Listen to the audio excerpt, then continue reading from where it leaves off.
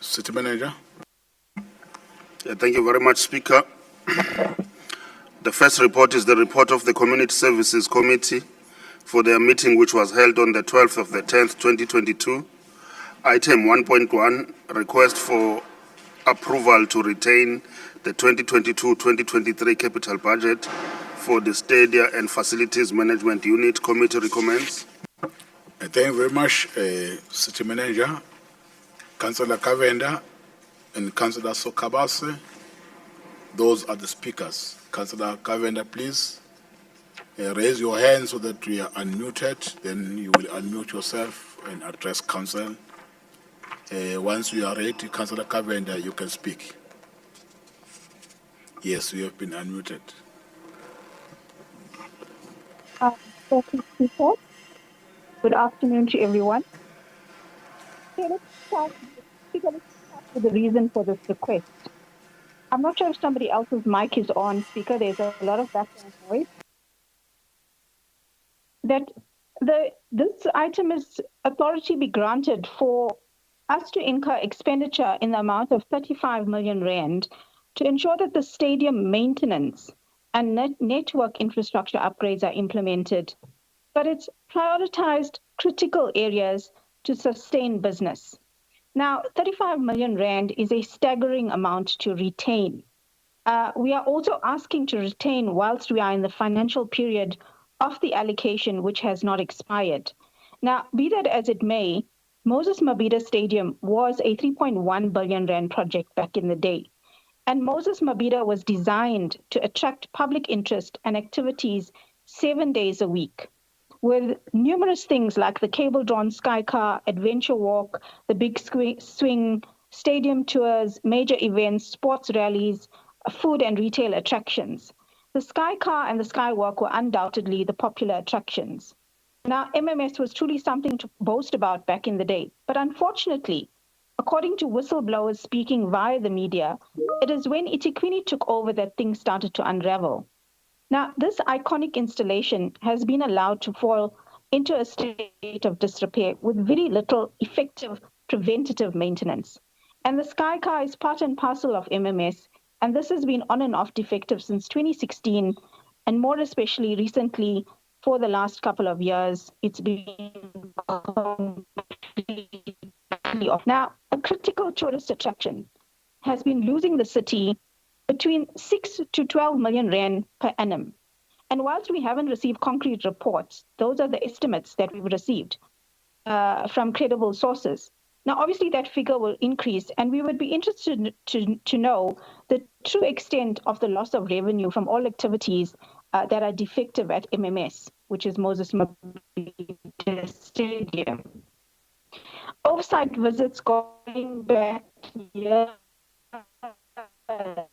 have revealed that the stadium has not been kept in the pristine condition that one would expect, because the telltale signs of disrepair becomes evident, especially in the corridors, passageways, the outside arena, and now the subject of this item, which is the mechanical components of the structure that make up the iconic Durban skyline.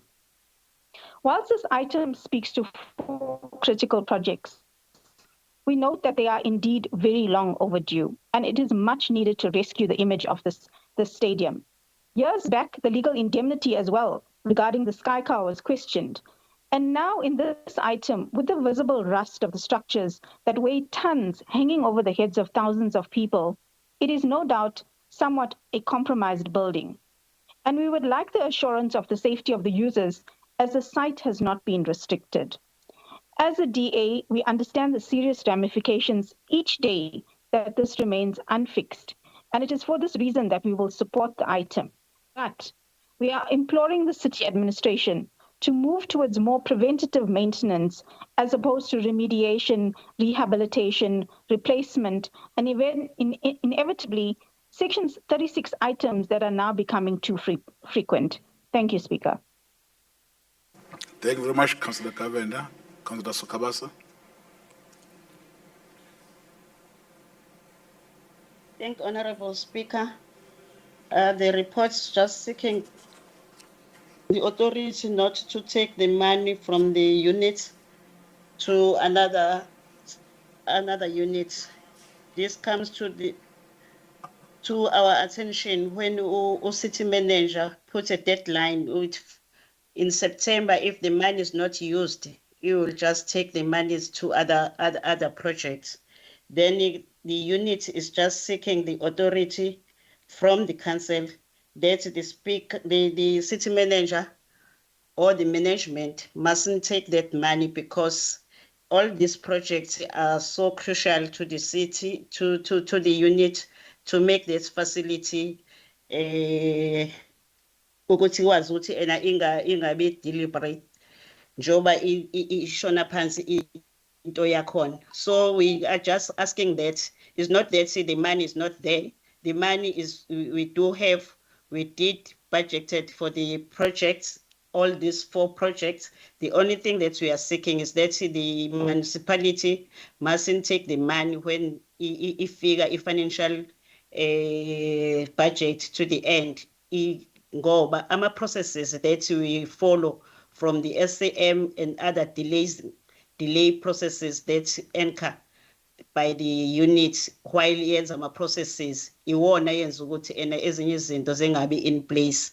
Now hence ke i-deadline ya city manager ibithi uSeptember. Sibone ukuthi kufanelekile ukuthi silethe le report la ukuthi sazise i-council ukuthi sikuwona ama processes amanye aseko 90% ukuthi aqala ayoba phansi, aqala ama projects akhona, but uSeptember usedlulile. Sicela ukuthi asinikeze ithuba ucity manager ukuthi siqhubeke nalama projects as a crucial ukuthi sithathe istadium sisibeke kwisimo esifanelekile. Wonke abalulekile because our stadium, if siyeka indonga zakhona zinyakaza njoba zinyakaza, one day it will give city a bad publicity. Therefore siyacela ukuthi sinikezwe ithuba lokuthi le mali ihlale lapha kwi-unity and work izinto zakhona ze-maintenance. Thank you, Speaker. Thank you, Councillor Sokhabase. Councillors, is the recommendation agreed? There is a point of order from? Agreed.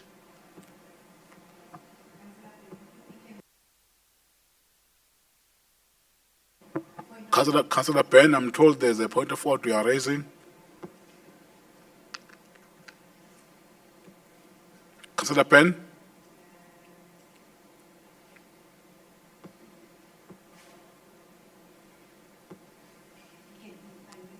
Councillor Penn?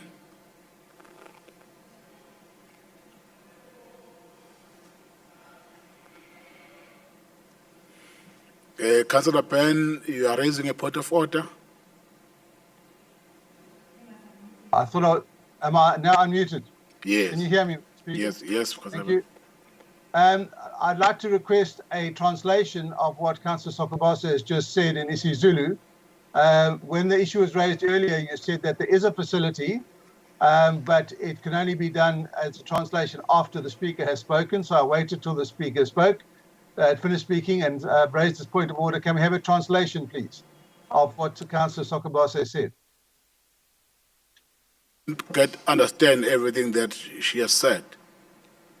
I would like a translation, please, of what she said in isiZulu.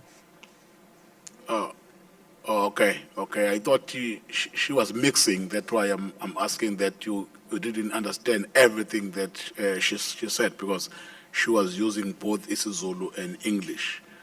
Mr. Speaker, may I address you on that point? Yes. Good, because that goes to the nub of the issue, as to those who can speak English use isiZulu at times. You're right. And some of us are a bit suspicious about what's said in isiZulu compared to what's said in English. So those who do feel that they need to express themselves in isiZulu are welcome to do so. But the rest of us in the meeting are entitled to know what was said in isiZulu. Similarly, for those who speak in English, others can call for a translation. It will make the meeting a bit longer. I realize that. Yeah, but I would like to hear the specific points that Councillor Sokobase was mentioning about the stadium. Thank Okay, you. okay, thank you very much. I see some other hands. Yes, I did make that commitment that we will request our translators to assist in case where there is such. Councillor Madlala and Councillor Mvubu. Madlala are the first. Thank you very much, Honorable Speaker. Councillor Ben was correct in pleading with you as a speaker who's chairing this meeting, if he could get a translation of what Councillor Sokabase said.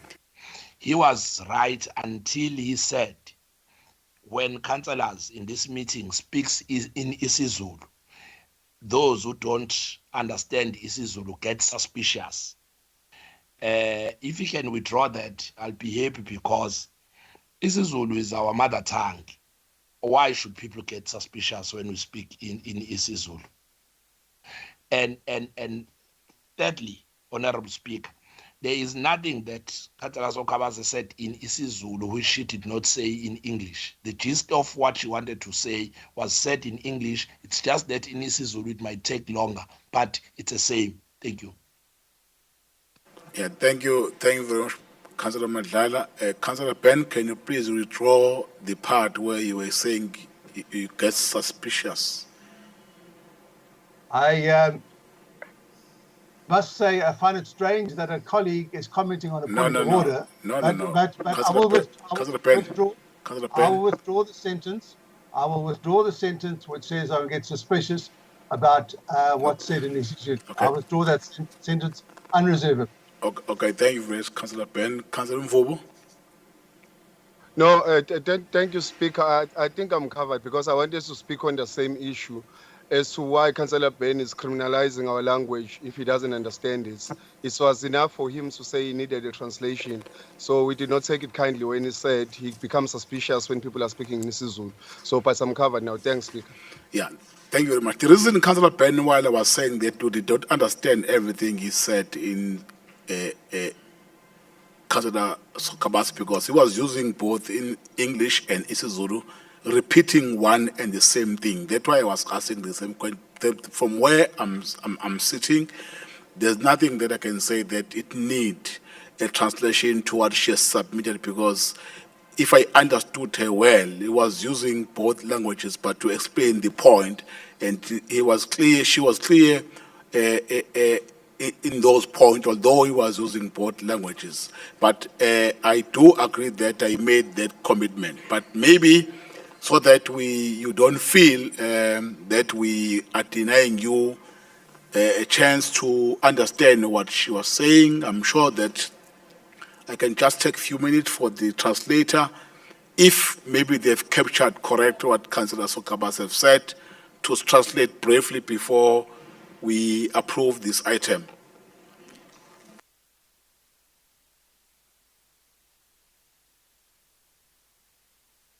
And can I have the translators, where are you are located, so that you assist us quickly?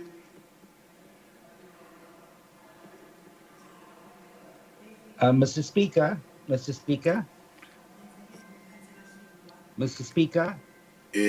I see a hand from Councillor Hlengwa and Councillor Reddy. I'm looking for the translation. Please indicate while I'm checking these hands. Councillor Hlengwa? No, Speaker, ngicabanga ukuthi I am covered. Bengiphatheka kabi ukuthi umuntu avela athathe ulimi lethu alenze kube ulimi. Kahle baba, sesikhulume lo matter. But Thank I'm you. covered. No, sesikhulume. Don't repeat one and the I'm same thing. covered. Councillor Reddy? Mr. Speaker, Councillor Madlala said that whatever Councillor Sokabase said, she said it in English and in Zulu. It's the same thing. So what is the need now for a second translation? That what as well I've said, because that's how I understood Councillor Sokabase. But if Councillor Ben said that he did not understand what was said in Zulu, I'm meeting my commitment that I've made earlier in the meeting that the service will be provided in such cases. That's why I'm requesting a translator quickly to translate what was said in Zulu, then we move with speed.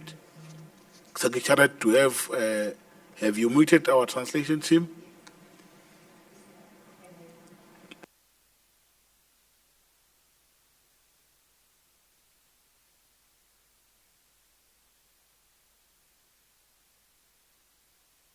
I'm told we have Sia Ngomalo, our translator. Can you please just interpret what Councillor Zamoso Kabasa said in Zulu quickly?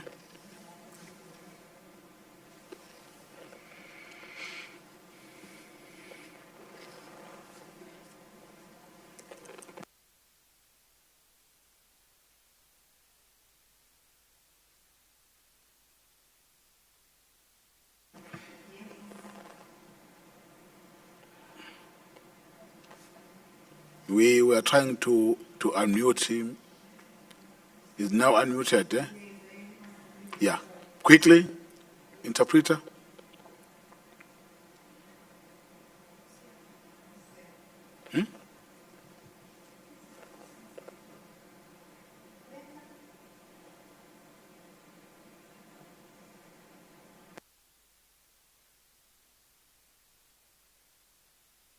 Hello, Mr. Speaker. Mr. Speaker, Yes, we are listening. thank you very much. This is the interpreter of the council, Mr. Nguma. Mr. Speaker, the essence of what Councillor Zamoso Kabasa was saying is that the committee in this report is not seeking any new funding or any new finances, but in this report, that's just saying that they need the council to consider not taking away the money that's already allocated to these projects. So that was the essence of what the Councillor Zamoso Kabasa was saying. Thank you, our interpreter. Councillors, is the recommendation agreed? Agreed. Thank you. Mr. Speaker. City Manager, okay, there's someone talking? Yes, it's me, Councillor Byrne, Mr. Speaker. Yes. With the greatest respect to the translation should be literal, not a summary of what the translator heard being said. Translation is translation. The words that are used are the words that are repeated in other language, not a summary. So can we have it right? I'm happy to let this one go, but can we inculcate the notion that when there is a translation, it is a translation, sentence for sentence, of what was spoken in the other language. That's what translation is, and that's what we're entitled to. Thank you, Speaker. Thanks, Councillor Penn, but I don't think that it will be proper for me to take that route, because translators, as they are here, they are trained, they know their job, they know how to translate, they know how to translate at a particular point in time. I don't think that it will be fair for me to address our translators to translate as the way that you will feel comfortable. I will appeal that we give them a chance to do their work as per their training, as per expected by council. But if there's something that you don't understand in the interpretation, you have the right as well to raise your hand and bring it to my attention for further clarities. Thank you very much. City Manager. Thank you, Speaker. Item number 1.3. There's someone talking. Who's that? Komeni? Yes, Mr. Speaker, sorry. I wanted to respond to the previous council. No, we're not responding here. City Manager. Okay. Thank you, Speaker. Item number 1.3, request for authority to engage beverage companies on commercial pouring rights partnership agreements for the stadia and the facilities unit. Committee recommends. Page 8, 1.3, Councillor Ntshangase.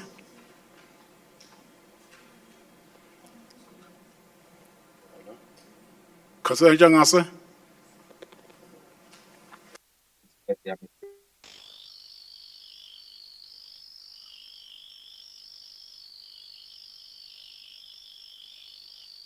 Councillor Ntshangase. Councillors, page 8, 1.3, is the recommendation agreed?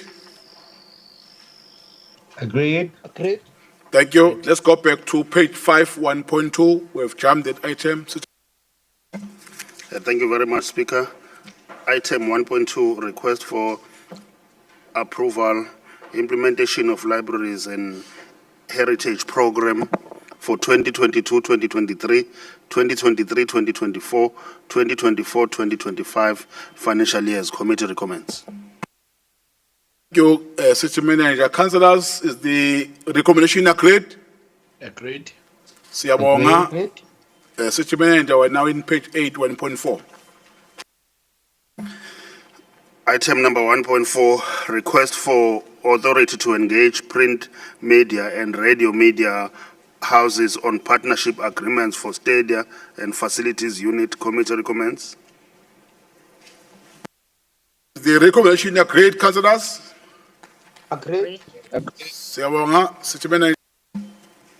We now on to report of the Economic Development and Planning Committee for their meeting, which was held on the 13th of the 10th, 2022. Item 2.1, feedback report on 2022 Market Access Africa event and request for authority to recruit SMMEs to participate in the 2022 Agribusiness Indaba in Cape Town. Committee recommends. Is the recommendation agreed, councillors? Agreed. Thank you. Sempele. Item number 2.2, approval of a revised Durban visitor marketing strategy. Committee recommends. Councillors, is the recommendation agreed? Agreed. Agreed. Thank you, Mr. Pele. Item number 2.3, a request for authority to reprioritize 2022-2023 Economic Development Unit Capital Budget. Committee recommends. Is the recommendation agreed, councillors? Agreed. Thank you, City Manager. Item number 2.4, request for authority to reprioritize the Economic Development Unit Capital Budget. Committee recommends. Councillors, is the recommendation agreed? Agreed. Agreed. Thank you. Mr. Mpele. Hi, Speaker. No. Item number 2.5, application in terms of Section 46 of the eThekwini Municipality Planning and Land Use Management Second Amendment Bylaw of 2021, Sorry, Speaker. notice number 95 of 2021, for the amendment of the eThekwini Municipal Land Use Scheme, not sub-scheme, Section 7. Sorry, there's someone talking? Yeah, yes, Speaker. It's Councillor Mkhize from DA. Yes, because On item 2.4, the DA is against. item 2.4 2.4. in page 12, eh? Yeah. Yes, I think it's that item. Yeah, 2.4 is page 12. Or the DA is against.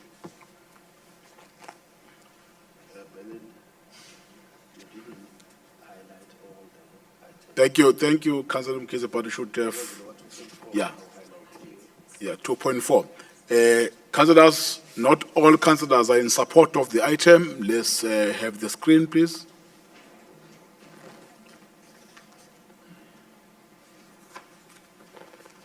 We are in 2.4, page 12.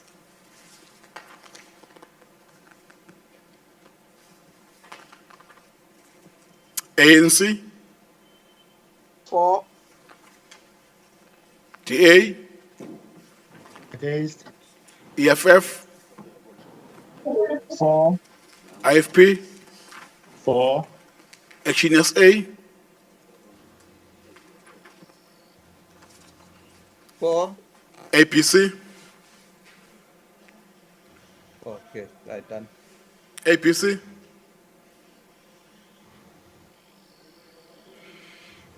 ACC, Please come back to us again. okay, after the- ACTP,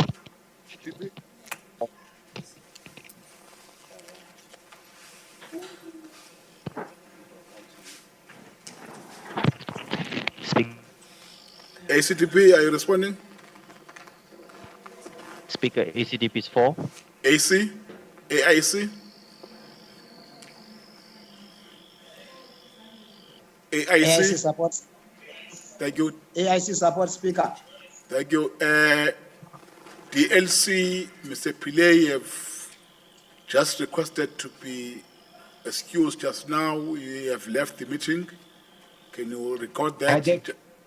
ADEC supports, Mr. Speaker. ADEC supports. Thank you. APF? Support. HEM? ATM 4. Al-Chama?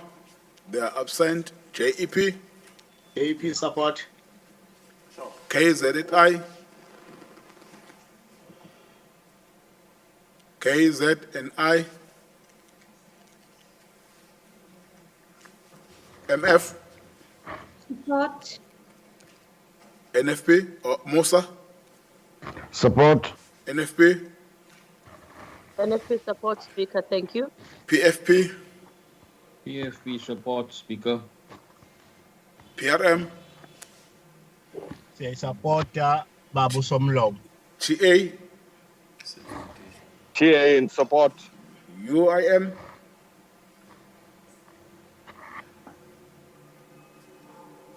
UIM?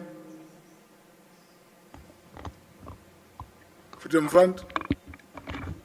Freedom Front support. Thank you.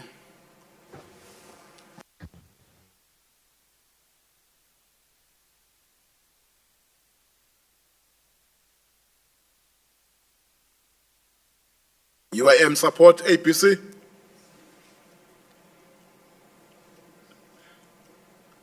APC? Aggregate chest. APC, your last chance.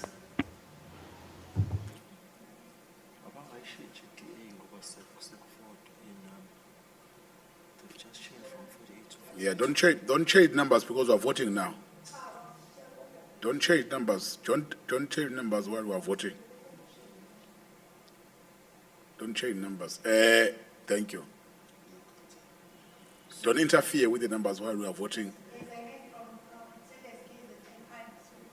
From who? KZNI, your hand is up.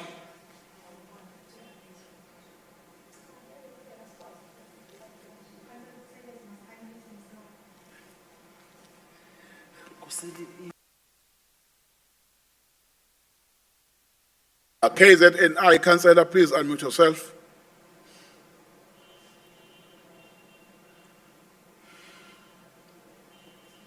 KZNI.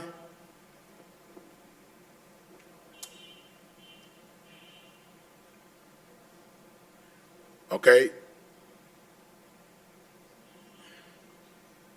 But this side, you are unmuted, Councillor.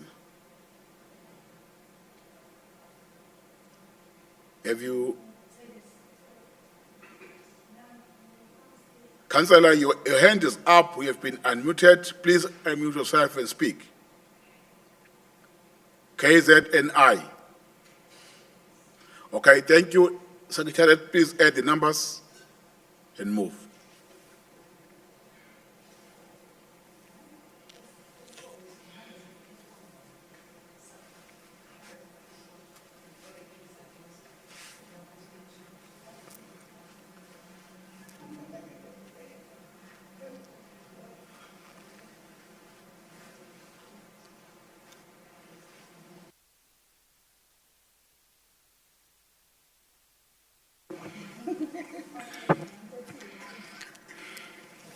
Thank you, councillors. Those who are in support of the item, 144. Those who are against, 48. There were 9 who have abstained. Therefore, the item is being carried through with the majority. Thank you very much. Over to you, City Manager. Thank you very much, Speaker. Item number 2.5, application in terms of Section 46 of the eThekwini Municipalities Planning and Land Use Management Second Amendment Bylaw of 2021, notice number 95 of 21, for the amendment of the eThekwini Municipal Land Use Scheme North Sub-Scheme Section 7 of Development Facilitation Table with a zone called Research Station Zone. Committee recommends. Thank you, City Manager. Councillors, is the recommendation agreed? Agreed. Thank you. Mr. Mpele. Thank you, Speaker. Item number 2.6, request to revive donation of assets to Cotton Lands Agribusiness Incubator from the Department of Economic Development, Tourism and Environmental Affairs, affectionately known as RASET, Operation Vula Program and Fuza Business Initiative. Committee recommends. Thank you, City Manager. Councillors, is the recommendation agreed? Agreed. Siyabonga. Mr. Mpele. Item number 2.7, reprioritization of the catalytic projects units capital budget. Committee recommends.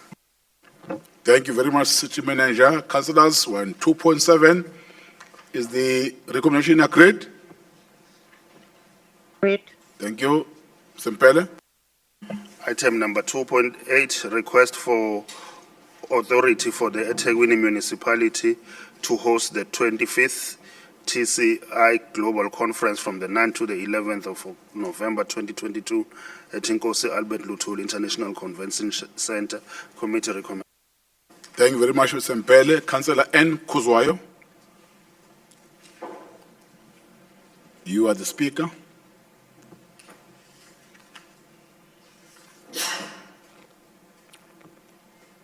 Please raise your hand so that you are unmuted.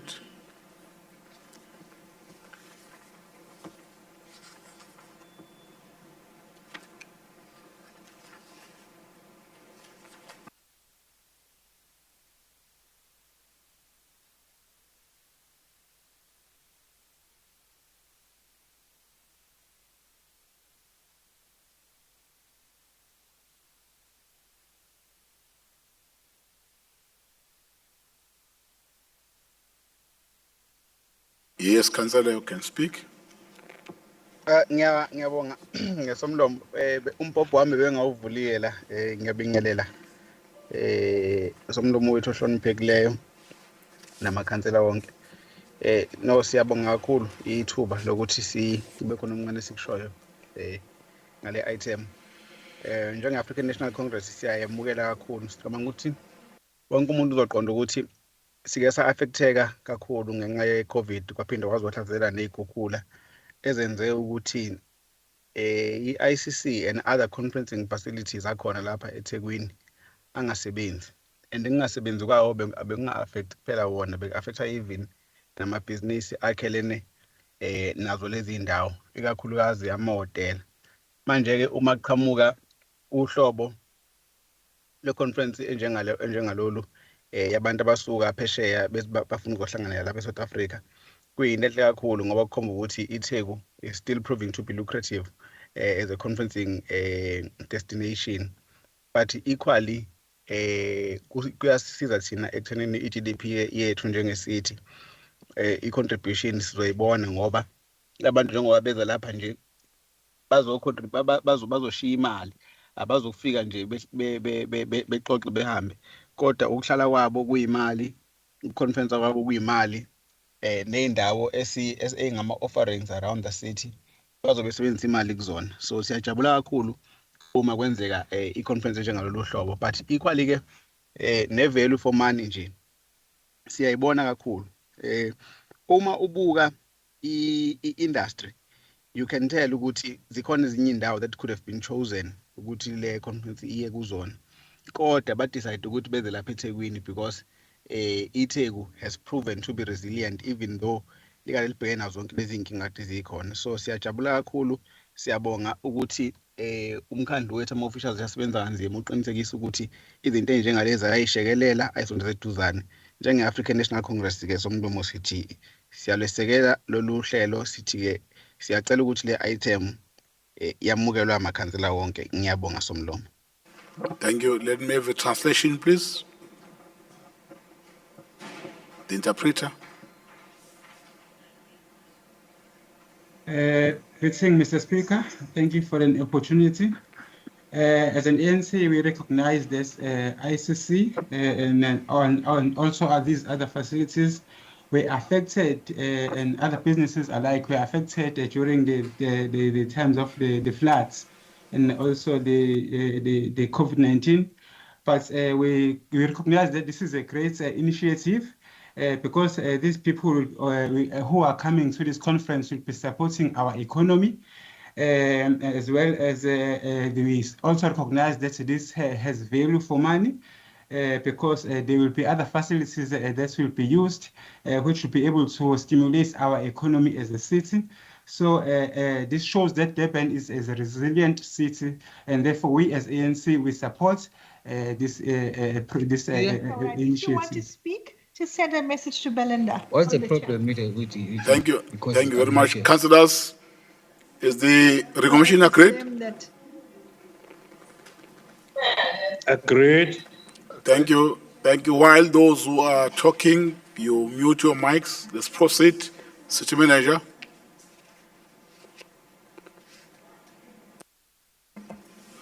Thank you, Speaker. Item number 3 is the report of the Finance, Security and Emergency Services Committee for their meeting, which was held on the 19th of the 10th, 2022. Item 3.1, request for authority to transfer Harlequin Sports Club at 48 Goshen Place, Bluff to Metropolis. Committee recommends. There's someone who keep on talking. Who's that? Can you pick up that person in the system, Belinda?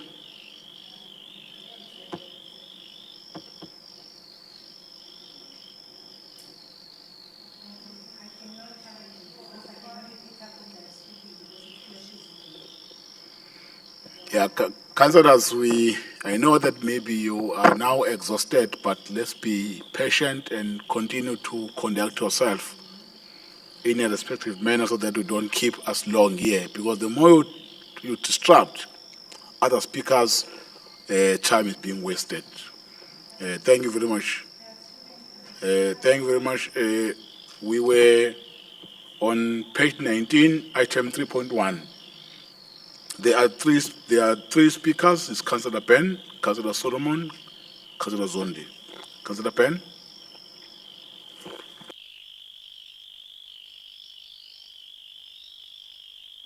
Councillor Ben, you are the first speaker. I'll start again. Mr. Speaker, my colleague, Councillor Zoe Solomon, is proposing an amendment. No, Ben. You can't speak on behalf of Solomon. Solomon is the speaker here. Speak for yourself. What do you want to say to Councillor? Let her speak first. She's the proposer of the motion. She's the ward councillor. No. Listen, Councillor Ben. If your name has been submitted in the list and you now realize that there's nothing you want to say, you better keep quiet. Don't speak on behalf of the councillor whose name appear in the list. If I say Councillor Ben, you say Speaker, thank you, I've got nothing to say, then I will move to the next speaker. We must do that in future. Councillor Solomon.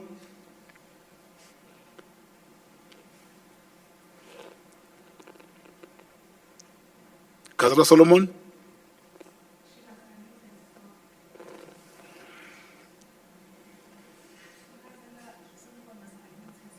Yeah, Councillor Solomon, you are now unmuted. This side, please unmute yourself.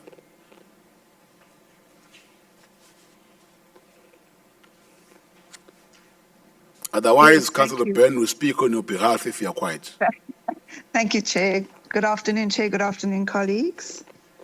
Thank you for the opportunity. My proposed amendment is to the recommendation regarding the relocation of the Metro Police Dog Unit, item 3.1 on page 19. By the insertion of the following words, in place of the words to transfer the property in the first line of the resolution, after the words head real estate. The proposal is to transfer an area of approximately 3 hectares in extent, as pointed out by Metro Police staff at the inspection in Loco on the 13th of October 2022, the exact location and dimensions of which are to be agreed between the head real estate, the Commissioner of Metro Police, and the leadership of the Harlequins Club of the property. I propose. Thank you, sir. Thank you very much, Councillor Solomon. That is a proposed amendment, councillors. I'm sure you all got what Councillor Solomon is proposing. Is there a seconder for the proposed amendment? Yes, it's myself, Speaker. Is Councillor Councillor Benne? Byrne. Okay, thank Yes. you. Is seconded. Any contrary view? Do we all agree with the proposal? No, the ANC disagrees. No. Okay. No. Yeah, I disagree. There are so many people who are not in support of the proposal. Let's have the screen, please. Are we not allowed to speak to the proposal, Mr. Speaker, before we vote? Yeah, no, we have to vote first. No, By the we way, need to- you are. we can't vote on the amendment until No. we've discussed the reason for the amendment. No. Ben, already you said you don't want to speak. I didn't say Solomon- that, Speaker. I never said that, and you won't hear it on the record. I did But not but say you I didn't but want to speak. but you won't What speak. I said is I asked if Councillor Solomon could speak first because she's the proposer and I was the seconder. I haven't waived my right to speak. I do want to speak on it. This is an important issue, but you can't put it to the vote until people know why we're proposing this amendment. Yeah, unfortunately, Councillor Ben, council rules are binding and there are more than all of us here. Rules dictate that before we discuss or debate any matter, we must vote of whether we accept the proposal or not. Unfortunately, maybe one day. No, with respect, Mr. Speaker. No, Councillor Ben. No. Behave. That's how Councillor Ben behaves. Behave, Ben. If I'm talking, you must listen. Don't shout. This is not your meeting. Respect other councillors. Respect the meeting. This matter is serious not only to you, but to all of us. But behave. Otherwise, you won't speak in this meeting. You won't speak in this meeting if you behave in that manner. ANC, we are now checking whether the proposed amendment is being supported or not. The ANC is against the amendment. Thank you. DA? Whip of DA? We support. EFF? We against. IFP?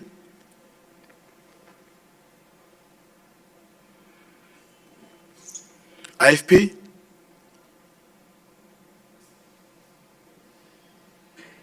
Action SA?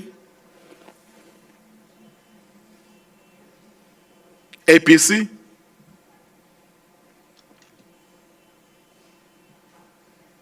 ACC? Against? ACTP? Against. AIC? Against. DLC, they've left. ADEC? Against, Mr. Speaker. APF? Against. HEM? Against. Al-Jamaa, they're not here. JEP? JEP against. KZNI? KZNI against. MF? 4. MOSA? Against. NFP? NFP? Against, Speaker. Thank you. PFP? EFP against. PRM? PRM against. TA? TA against. UAM? UIM is for. Freedom Front? We support. Thank you very much. Let's go back to those parties that have not voted. It was IFP. IFP. Action SA.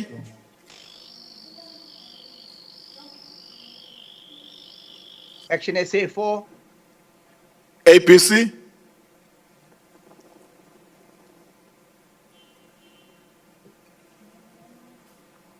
APC?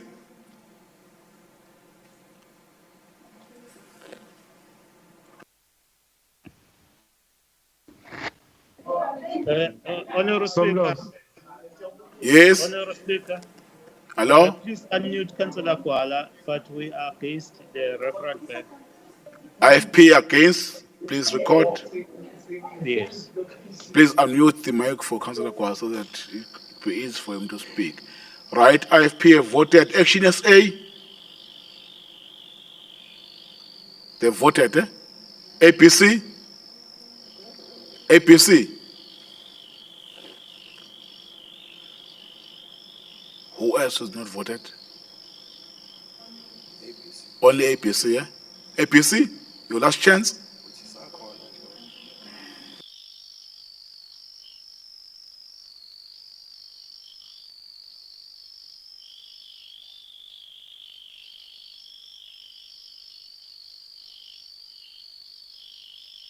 Yeah, thank you very much. Secretary, please add the numbers. The APC is not responding. Thank you.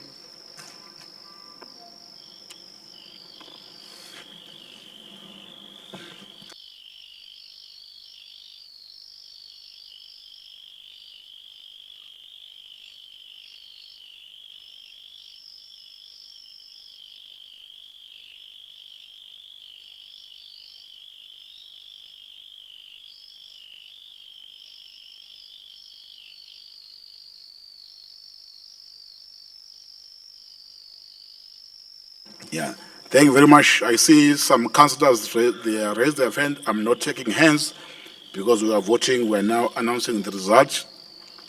Those who are supporting the proposal, 58. Those who are against, 139. There were no abstentions. Therefore, the proposal from Councillor Solomon has been rejected. It means there will be no proposal is not accepted. Therefore, I will continue with the speakers on the list. Councillor Penn. Mr. Speaker, Councillor Mteto. Yes, Councillor Mteto. Now it's just a question of clarity, Mr. Speaker. I did not want to interrupt or disrupt your voting process. It has always been a standard practice that when an amendment is proposed, councillors that are proposing an amendment are allowed to motivate why that amendment is necessary before they even debate on the substantive issue. Are you then changing that practice, Chairperson, so that in future we know how to address this? Thank you. There's no change of practice, Councillor Mteto.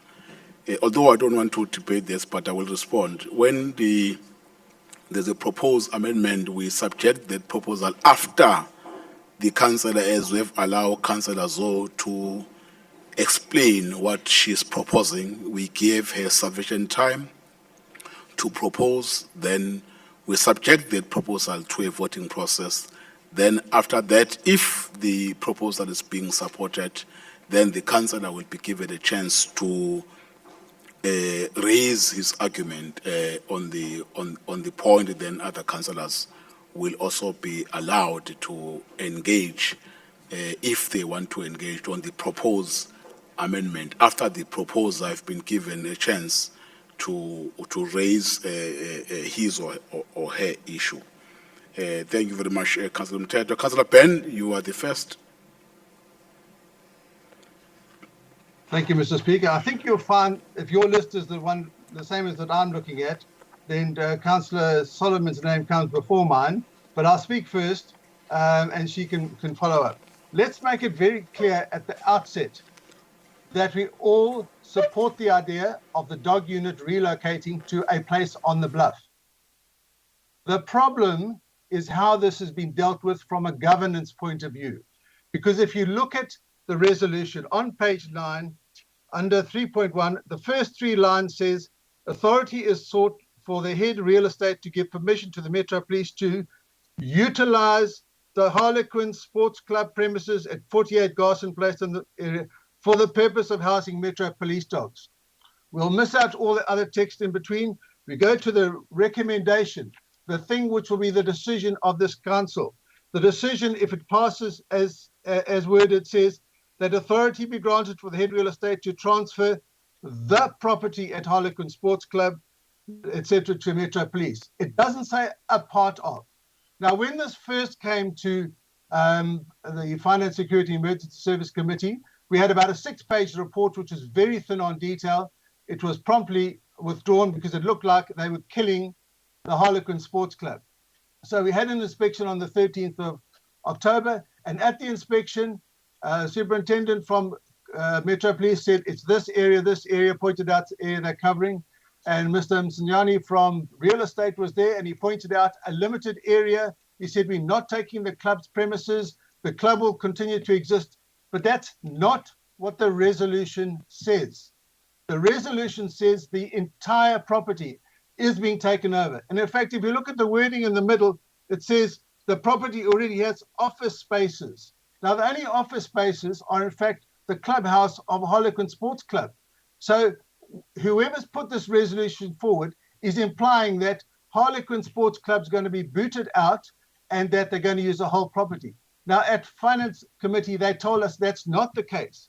And all we're trying to do is make the resolution say what was represented at the Finance Committee, and also, I understand, was represented at EXCO.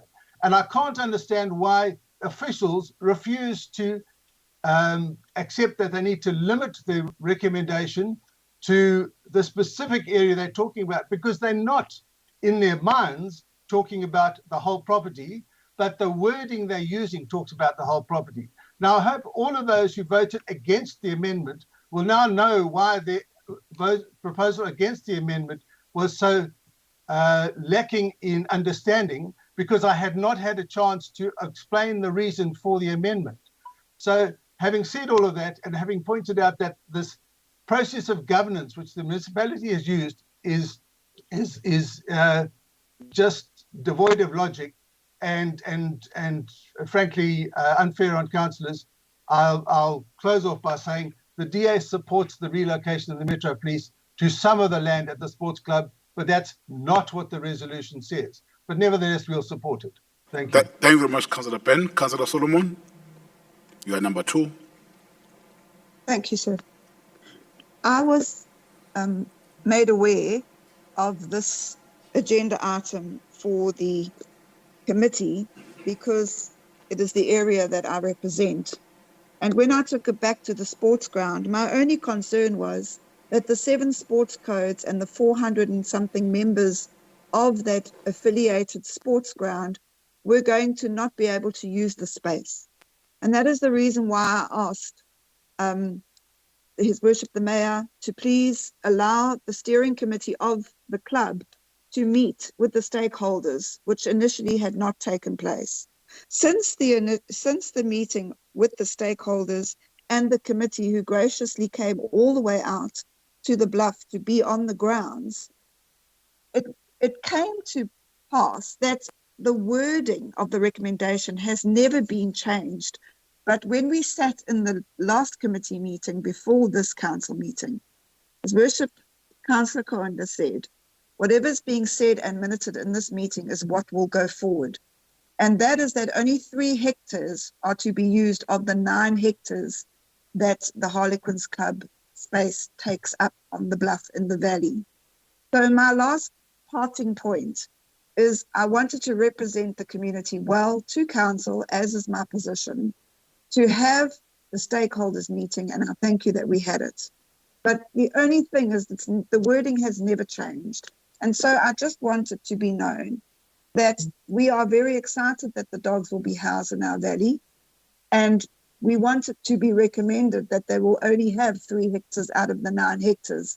It's a matter of words, and that is all I was asking. Thank you, sir. Yeah, thank you very much, Councillor Solomon. Councillor Nobabalo, Mthembu Zondi.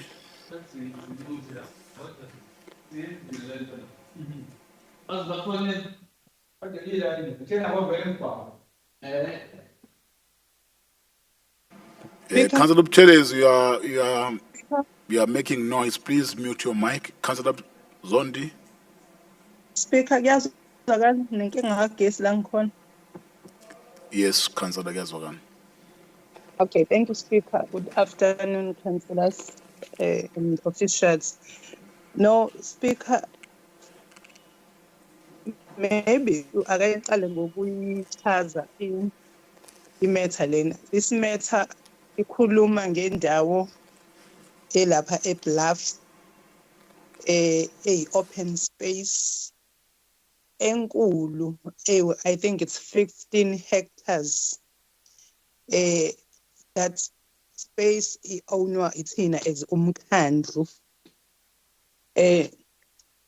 uMetropolis ufisa ukuthi ahambise i-unit yezinja laphayana because la zihlezi khona ayisekho right indawo because zifuna indawo engenawo umsindo nendawo evulekile webezokwazi khona ukuthi bayitraine izinja. And uMetropolis ispace asifunayo asiwona u15 hectares njengoba le ndawo i15 hectares baqinisile amakhansela eDA sayoyibheka indawo laphayana. Now as ke kuyindawo kamasipala asikwazi ke ukunqabela one of our department and kuyinto ezosiza kakhulu ubugebengu obukhona kakhulukazi eThekwini nakhona lapha eBluff kuzokwazi ukulekelela ukuthi kusize ubugebengu ukusondela kwalezi zinto kanye namaphoyisa ayisebenzisayo lezi zinto endaweni. Uma uya kwi-report Speaker iyasho laphayana, I think angazi ukuthi paragraph bani page 20 eshoyo ithi the committee noted that the proposed facility at Harlequins Club has enough space and land that will cater for Metropolis dog section and will assist to meet all requirements for the dog kennel. Iphinde isho futhi ukuthi the very same space izokwazi ukuketharisha for even the club le ekhona, iketharisha for even nalama flea market abawenzayo every Sunday abenza ama flea market because ispace esizosetshenziswa ekuketharisheni lezi kuthiwa uCaptain akushiwo ukuthi izinja awona u15 hectares. That is why we are saying as ANC we are supporting this item because izos assist ekuthenini sikwazi ukuthi trainwe izinja kutholakala nezinye izinja njengamanje sine shortage yezinja. Leyo yinto is expose too much ngasikhathi sinama floods kwakufanele ukuthi izinja zihambe ziyofuna abantu abamukile kwabonakala ukuthi sine shortage yezinja. Now ke sibona ke ithuba ngoba sinawo umhlaba lapha yana eBluff okuwumhlaba kamasipala ukuthi silisebenzise leli thuba and sikwazile futhi wena Speaker sihlanganile namanana thiwa ayibona asebenza lapha yana asebenzisa le ndawo sawachazela yonke lento esisho ukward councillor naye wathintwa wachazelwa ngalolu daba nokuthi ke uma sesi on site ziningi ama activities are wrong enzakalayo lapha nekunokwenzeka ukuthi abanye basapha ukuthi makusondela amaphoyisa azogcina bebona lama activity ayenzayo abanye kukwenziwa abayi ukhansela akayibali indaba zokuthi kunama scrap yard lapha yana la kukhandwa khona imoto futhi kuyona akuyona indawo yokukhanda kweimoto lapha ziningi izinto ezenzakalayo mhlawumbe kunokwenzeka ukuthi laba bangaphesheya abancane ukuthi mangabe sekunamaphoyisa kuyobonakala ukuthi imkhuba mningi eyenzakalayo lapha yana. We therefore thina njengo ANC support this item because sifuna kube nozinzo kwi-crime ekhona Wentworth nako Bluff nase South kakhulu izokwazi ukusincedisa kakhulu lento yalezi zinto. Ngiyabonga somlomo. Thank you very much, Councillor Nobalo Mthembu Zone. Let me have the translation, please. From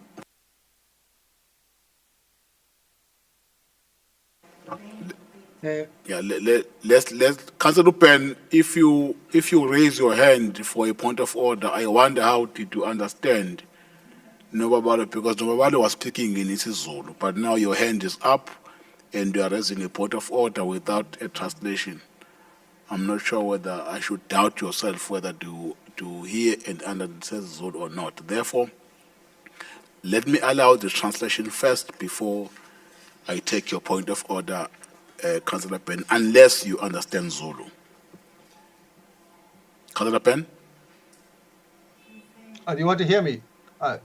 Mr. Speaker, I was anticipating that we're going to move on without having the translation. So my point of order was to ask to have the translation, but you preempted my point of order. That's why I lowered my hand. But as soon as we're going to have the translation, which is going to be interesting, to have 4 minutes of translation. Councillor Penn, why are you behaving this way late in the afternoon?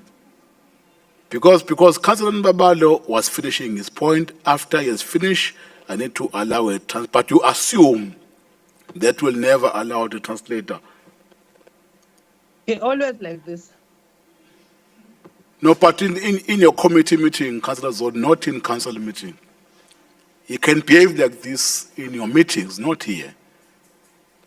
And I'm beginning to take your behavior, Councillor Ben, very serious. I'm not happy the way you conduct yourself. Translation, Speaker, please. You posed a question there. Are you expecting an answer? Translation, please. Speaker, I think Councillor Byrne is being condescending and it's inappropriate. Translation? Let us start by giving a background on this matter.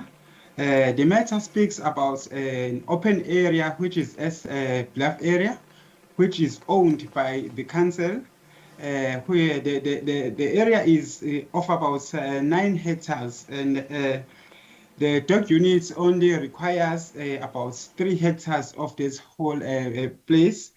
We do understand that the area at the moment is catering for some few clubs and also a flea market. So what the ANC is saying is that, or what the officials are requesting as Metro Police, is that the piece of this area be allocated for a dog unit of the council. The dog units will assist the council because we know that the council also need new or additional dogs, and also need an open and quiet place to train those dogs. We were exposed during the flooding that we have a shortage of dogs when we had to look for people who went missing during the flooding.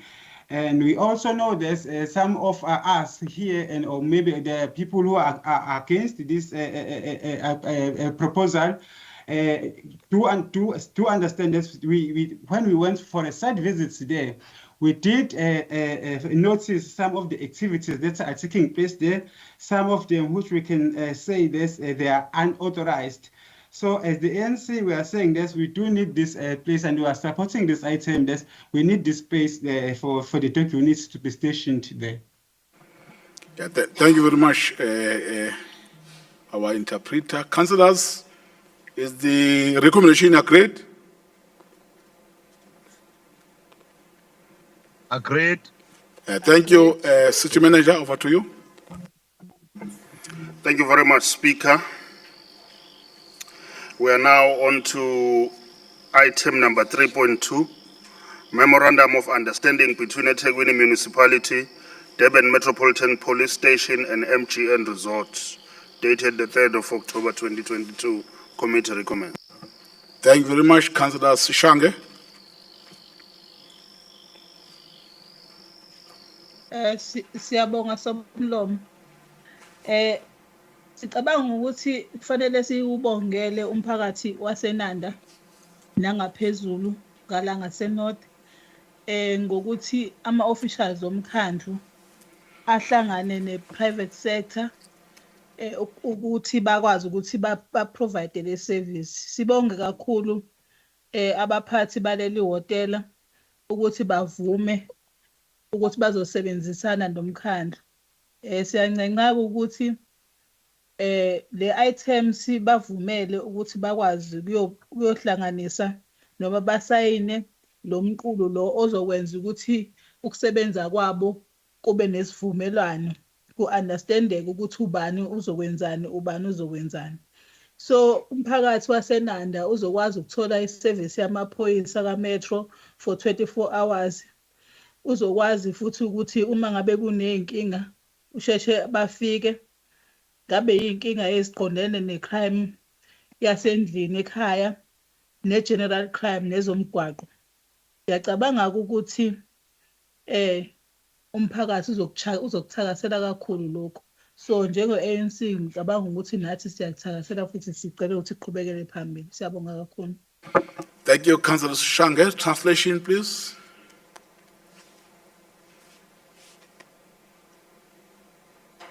Thank you, Mr. Speaker. We would like to congratulate Inanda community and the north surroundings.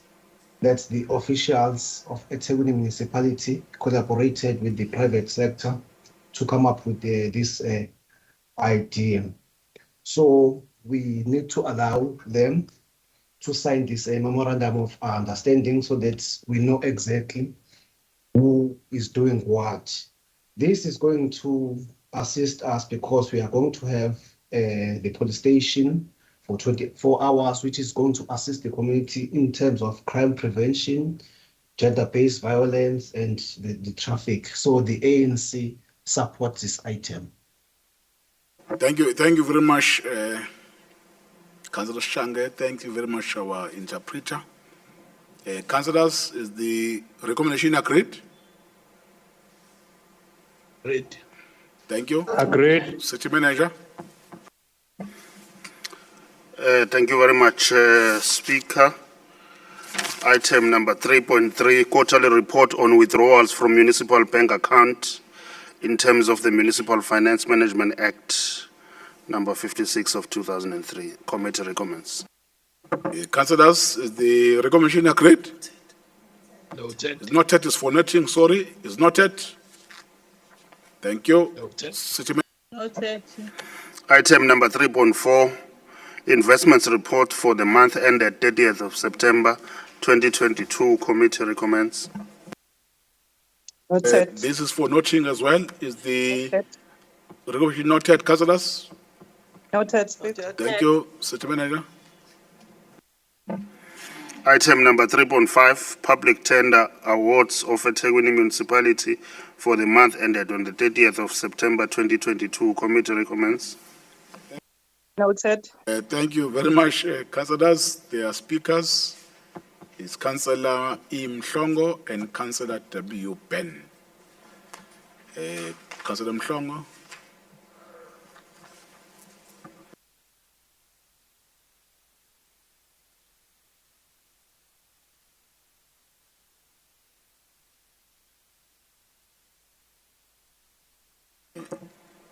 Councillor Mhlongo.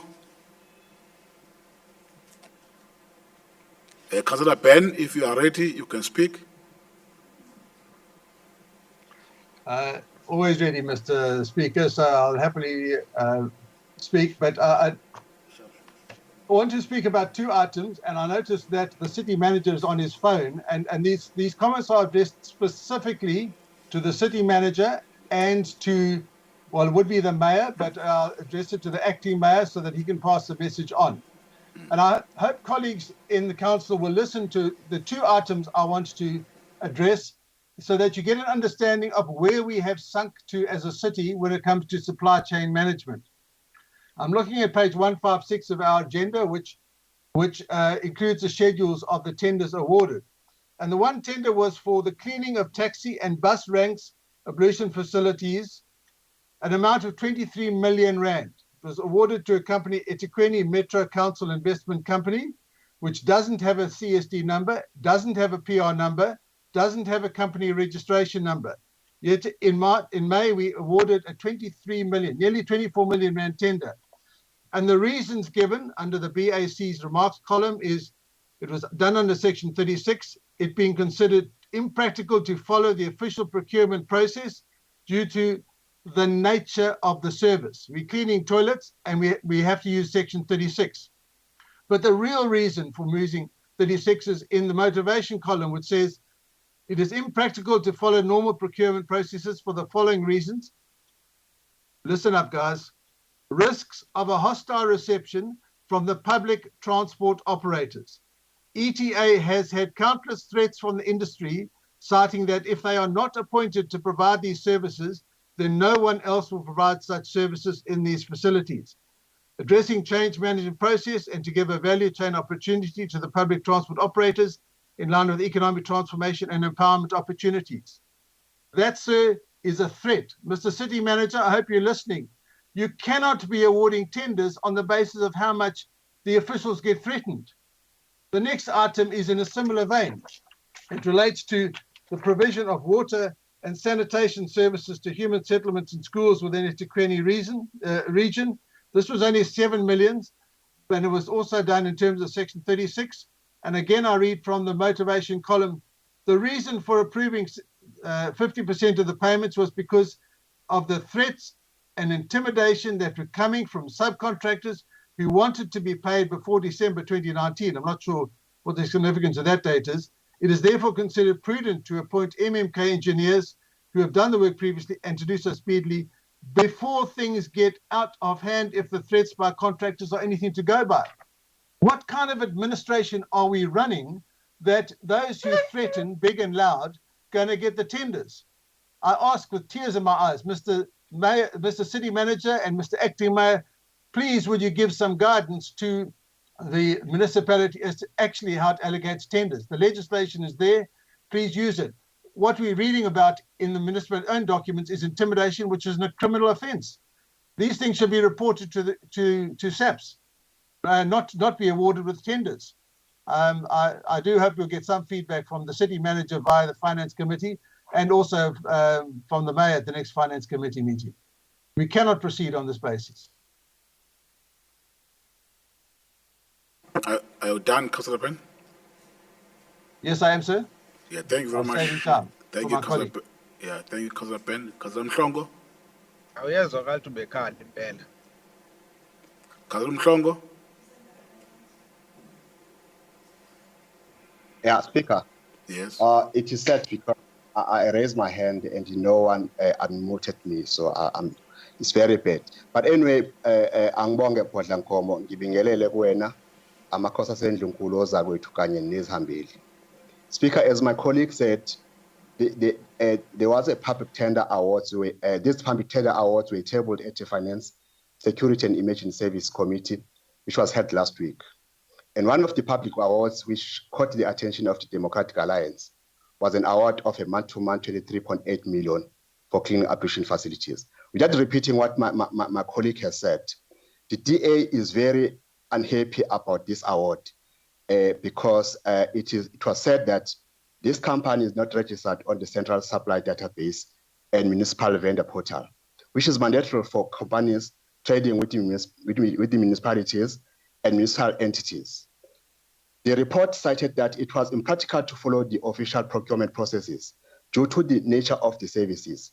We are not convinced as the Democratic Alliance that it was impractical. It is said that this municipality disregarded the law and went on to trade with such a company. This is a serious transgression of the MFMA and will surely not give the city a clean audit outcome. The residents of eThekwini have been clearly disregarded and the city has broken their fiduciary duties. Somlomo, kubalulekile ukuthi singavumeli ingcindezi yosonkontileka yokufuna amathenda ngenkani emkhandlweni wethu. Size siphule ngisho nomthetho. Lo mkhandlu iwona owakha amarenk uphinde wagcine esesimeni. Ngakho akufanele ukuthi sivumele ukuphoqwa ukunikeza imisebenzi kosonkontileka. Uma lokho sikuvumela kuzokwenza ukuthi kube nzima ukulawula umkhandlu ngaphandle ukuthi sibe nengcindezi eqhamuka kwalobo sonkontileka.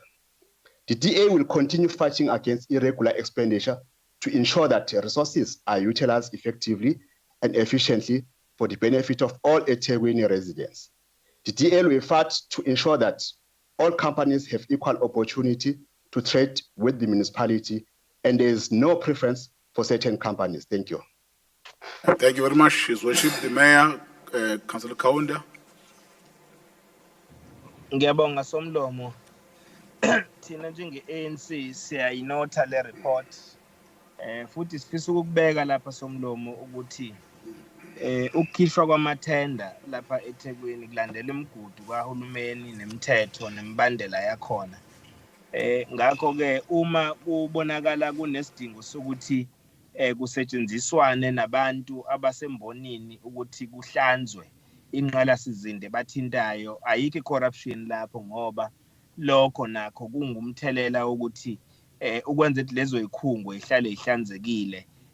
Nakhona abantu abayisebenzisa usuku nosuku kumele bebe nesandla, kodwa befake amathenda njengabo bonke abanye abasuke befake izicelo nje bakusuke kwenziwa amathenda.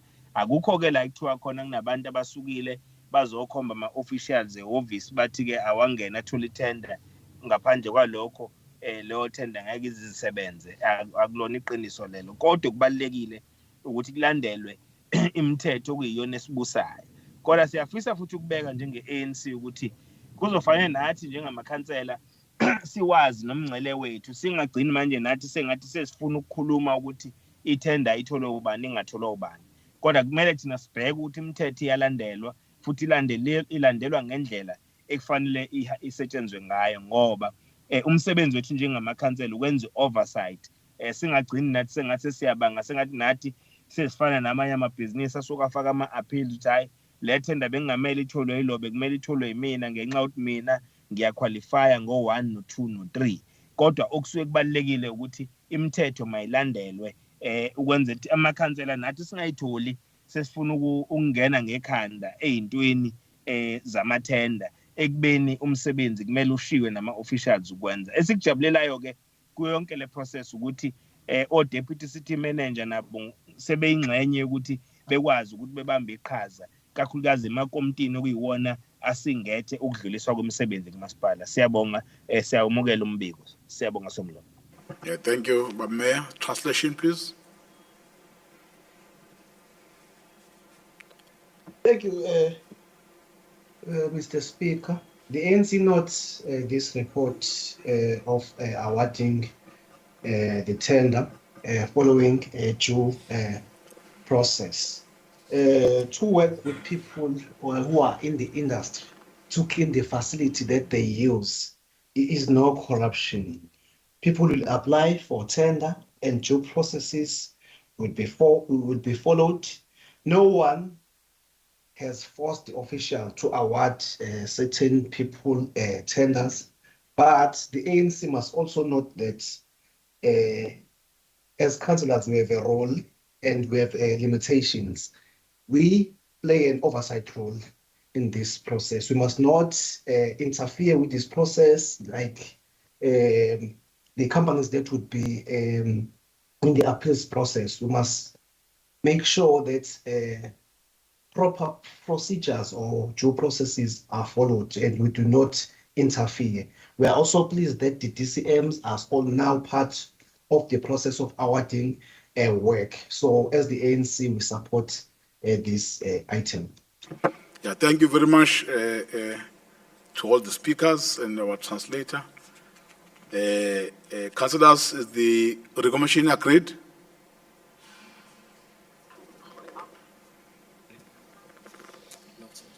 It's for noting. It's noted.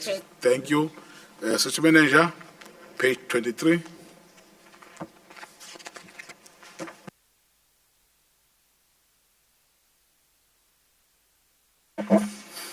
On page 22, item number 3.4, investments reports for the month ended 30th of September 2022.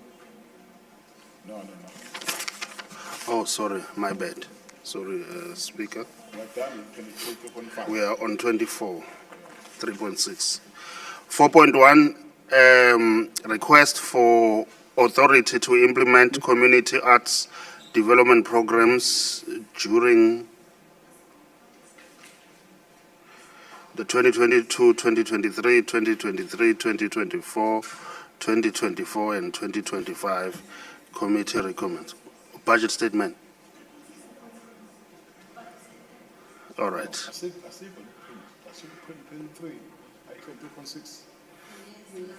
Okay, let's deal with that. My apologies, Speaker and honorable members of the Council. We are on page 23, item 3.6, budget statement report for the quarter ended 30th September 2022. Committee recommends. Ngiyexolela Sisi Manager ilanga selishonile. Sekade sihlezi la usuku selude kakhulu. Your apologies accepted. Councillor McPherson, Councillor Ben, and Councillor Kaunda is worship the mayor. Councillor McPherson. Yeah, thank you. Look, I'm going to just talk on a couple of items. The one is the revenue, which has declined. And, you know, when I look at the minutes, it's the minutes of what was really discussed, a declining revenue. I also noticed the escalated water loss of now 57.5 is not mentioned. With regards to the revenue, first of all, greetings, of course, Speaker, and to my colleagues, councillors, and so on and so forth, and particularly to the media and to our citizens out there who are listening in. There's some important information that I'm going to cover here. The declining revenue is, on the one hand, the reasons are it's still the floods, and there's, you know, we're still recovering from the rioting and the looting and COVID and so on and so forth. But the reality is, our decline in revenue is a result of the non-availability of utilities like water and electricity and so on and so forth. So we have this huge decline where, because we have an unstable grid, thanks to the current ruling party, a lot of our customers, our paying customers, have had to seek alternative remedies, and that is, you know, create their own electricity by solar and so on and so forth, and tankers. And the one of the solutions that came out of the meeting was to raise tariffs next year. Just as simple as that. Declining revenue will raise tariffs. So then we looked at the 21.5 billion outstanding debt. Now, to note, we're $1 billion worse off in a month. And in the previous finance meeting, we were told by one of the officials that the outstanding debt would actually reduce. Well, the opposite happened. It went up by $1 billion. Now, what we need to look at is, at the end of February, our outstanding collectible debt was 3 billion rand less than it is today. So we're worse off by 3 billion collectible debt. And one of the officials responded, well, it's to be understood. Times are tough, times are hard, you know, so, you know, growing debt is just, you know, one of the things that happens in a situation like this. But let me just tell you that if you're an ordinary ratepayer and you haven't paid your electricity or any of your utilities, including your rates, you're cut off in 40 days. That's the bottom line. But yet we have this ongoing soft approach to government, whether it be national or provincial or the parastatals, that, you know what, it's okay, times are tough, you know, we accept that. There's no need to, you know, we're not going to pressurize you. It's okay. It's not okay. We could have had 3 billion rand in our account, which would have fast-tracked the infrastructure, which is now the Achilles heel of the city, which may well spell disaster for the hospitality and hotel industry in December. We should have had all this fixed. And it's what the Democratic Alliance keeps asking for. Where is the accountability? Where is the checks and balances that's going to collect this debt? Now, the important thing is, we're not going to go away. We're going to keep talking about it and talking about it and talking about it every single committee meeting. And so when we here in a month's time, I want everybody to remember the outstanding debt, the loss of water, and the non-accountability. Thank you. Thank you very much, Councillor McPherson. Councillor Ben. Thank you, Mr. Speaker. I'm going to dwell further on the issue of debt, and one in particular. And I hope colleagues in council will listen up. I know it's the end of a long day, but these are probably facts which those other than on Exco and or the Finance Committee will know. But my colleague has mentioned the municipality is owed 21.6 billion rands worth.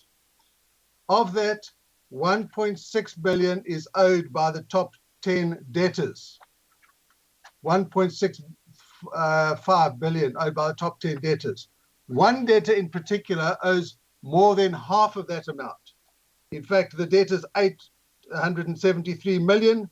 The next biggest debt is 226 billion, about just a shade over a quarter of what the highest debt is. That debt is increasing at the rate of 30 million rand each month. So when we convene at the end of January for our first meeting after Christmas, that debt, unless something drastic changes, is going to be over 1 billion rand by one debtor. And that debtor is the operator of our bus service.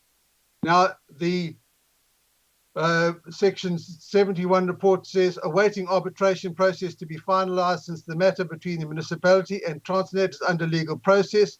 An arbitrator was appointed in terms of the court order. That was 5 years ago.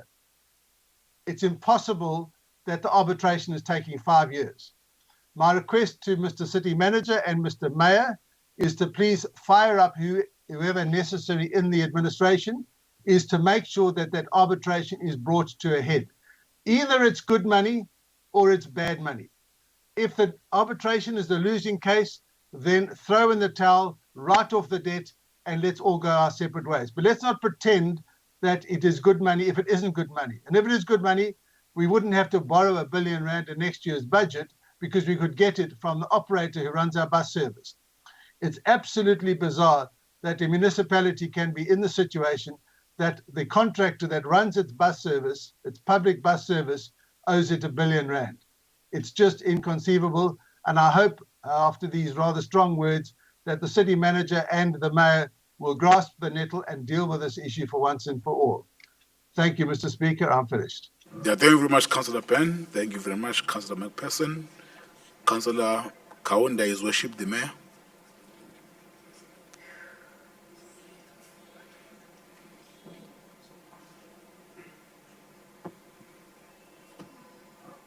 Thank you, Honorable Speaker. The report that is before us, it's also a worrying report, but we acknowledge the economic situation of our committee members who are also unable to pay us. Some have lost their jobs during the COVID-19. Some have lost their jobs during the unrest which engulfed our city. So we understand that, and those who qualify to be put on our indigent registers, they will be accepted as such, and there are means tests that are conducted so that you prove the non-affordability as a household. So those are the issues, and the issue of Operation Sukuma Sake through the door-to-door that is conducted by the volunteers who are conducting outreach to communities will also be utilized, especially to identify households that really deserves to be part of the indigent register. The access to information in all our Sizakala centers, if there are members of community want to fill forms to be part of the indigent register, they are accepted to do so. The second part, Honorable Speaker, is the issue that is concerning the arbitration that honorable councillors are raising. The arbitration has been concluded. The issue now is that our administration is studying the report, and they'll present the report to us as a council so that we can make our determination on the outcome of the arbitration. But there were still issues which there were disputes which the retired judge, could not deal with such issues, which require the court of law to make a determination in such issues. So the service provider will still take those issues to court if it deems to do so. The issue on the collection of revenue, we have also explained that we have introduced the satellite detector to assist us, especially to deal with the water losses that we are experiencing on daily basis. And part of the reasons or the factors that influence this water loss is the aging infrastructure, because our own pipes are no longer coping with the demand that is already out there. Hence, we need to intervene to change, to rehabilitate our own infrastructure so that it can be able to respond to the demand, and the supply must be adequate. So those are the interventions that are also there. In relation to revenue collection, Honorable Speaker, we must indicate that most of department, especially if you look at the big chunk which we are being owed, is on the rates. Most of departments, they pay their rates on annual basis. So therefore, we are expecting a change, and most of them, they utilize the end of October and November. So we are expecting a change in the reduction of such debt that we have. But we'll continue. We are not folding our hands. We are closing the services. We are shutting down the services, water, electricity, to those who owe us, as we normally do. But there are processes that we follow to notify people, give them 7 days, then we go and shut them down. So that process is also on board. The issue of, Honorable Speaker, when it comes to the tariffs, we don't just sleep and wake up tomorrow and say we are going to increase tariffs. It is informed by a proper analysis. Firstly, when we impose tariffs to the members of the public, those tariffs should be affordable. You should consider the issues on the economic scales. You should also consider the issues of affordability of our community. So we'll be able to take that into cognizance. But there's no way, if you want to run the city, where you will say we are not going to be increasing tariffs because we think we don't need to increase tariffs. It should be an informed decision where assessments and research has been conducted so that we can maintain and sustain the services that we render to our communities. Thank you, Chairperson. We welcome the report. We note the report. Yeah, thank you very much, Councillor Kaunda. Councillors, is the report noted? Noted. Thank you. Thank you very much, Speaker. We are now on page 24, item number 4.1, request for authority to implement community arts development programs during the financial year 2022-2023, 2023-2024, and 2024-2025. Committee recommends. Councillors, is the recommendation agreed? Agreed. Thank you. City Manager. Agreed. Item number 4.2, request for approval to unbundle the community infrastructure projects stroke zonal block sum vote to enable continuation of service delivery within eThekwini municipality. Committee recommends. Thank you very much, Mr. Mpele. Councillors, 4.2, is the recommendation agreed? Agreed. Great. Thank you, Mr. Mpele. Item number 4.3, request for approval, installation of 9-meter bronze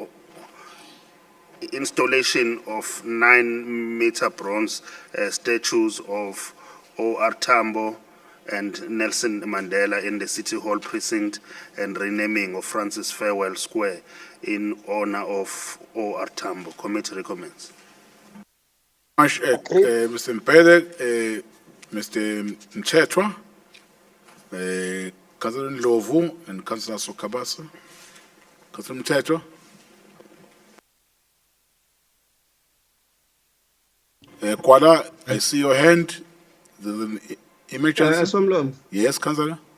concerned by IFP, ilokuzana, the agenda, we never got it. Kodwa nguzu ubiza amagama. But we had a concern about the item where we get ilokuzana today earlier. So we never submitted.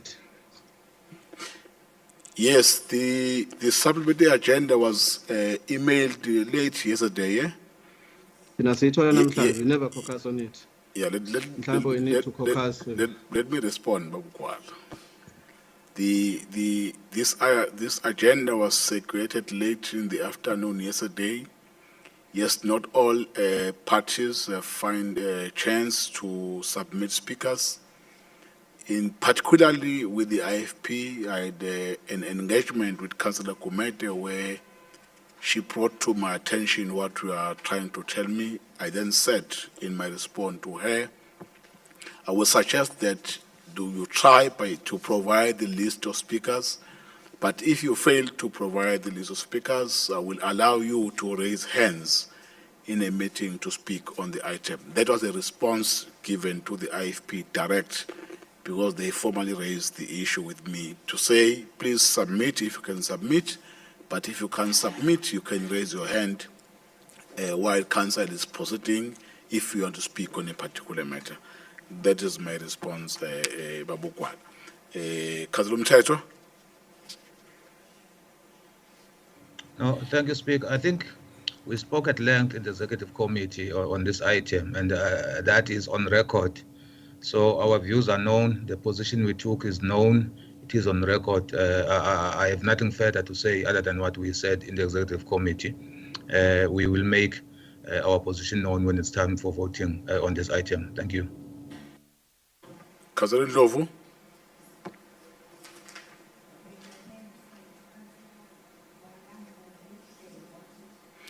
Yes, there is a hand from Councillor Kwala. Councillor Kwala, Councillor Mvubu, and Councillor Hlengwa. Let me check Kwala first. No, angibonga Somlomo.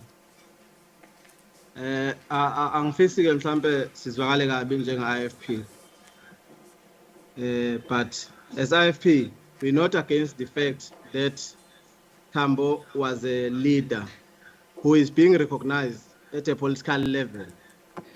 But it is totally wrong to erect his statue with public funds, whereas he had never served in any sphere of government.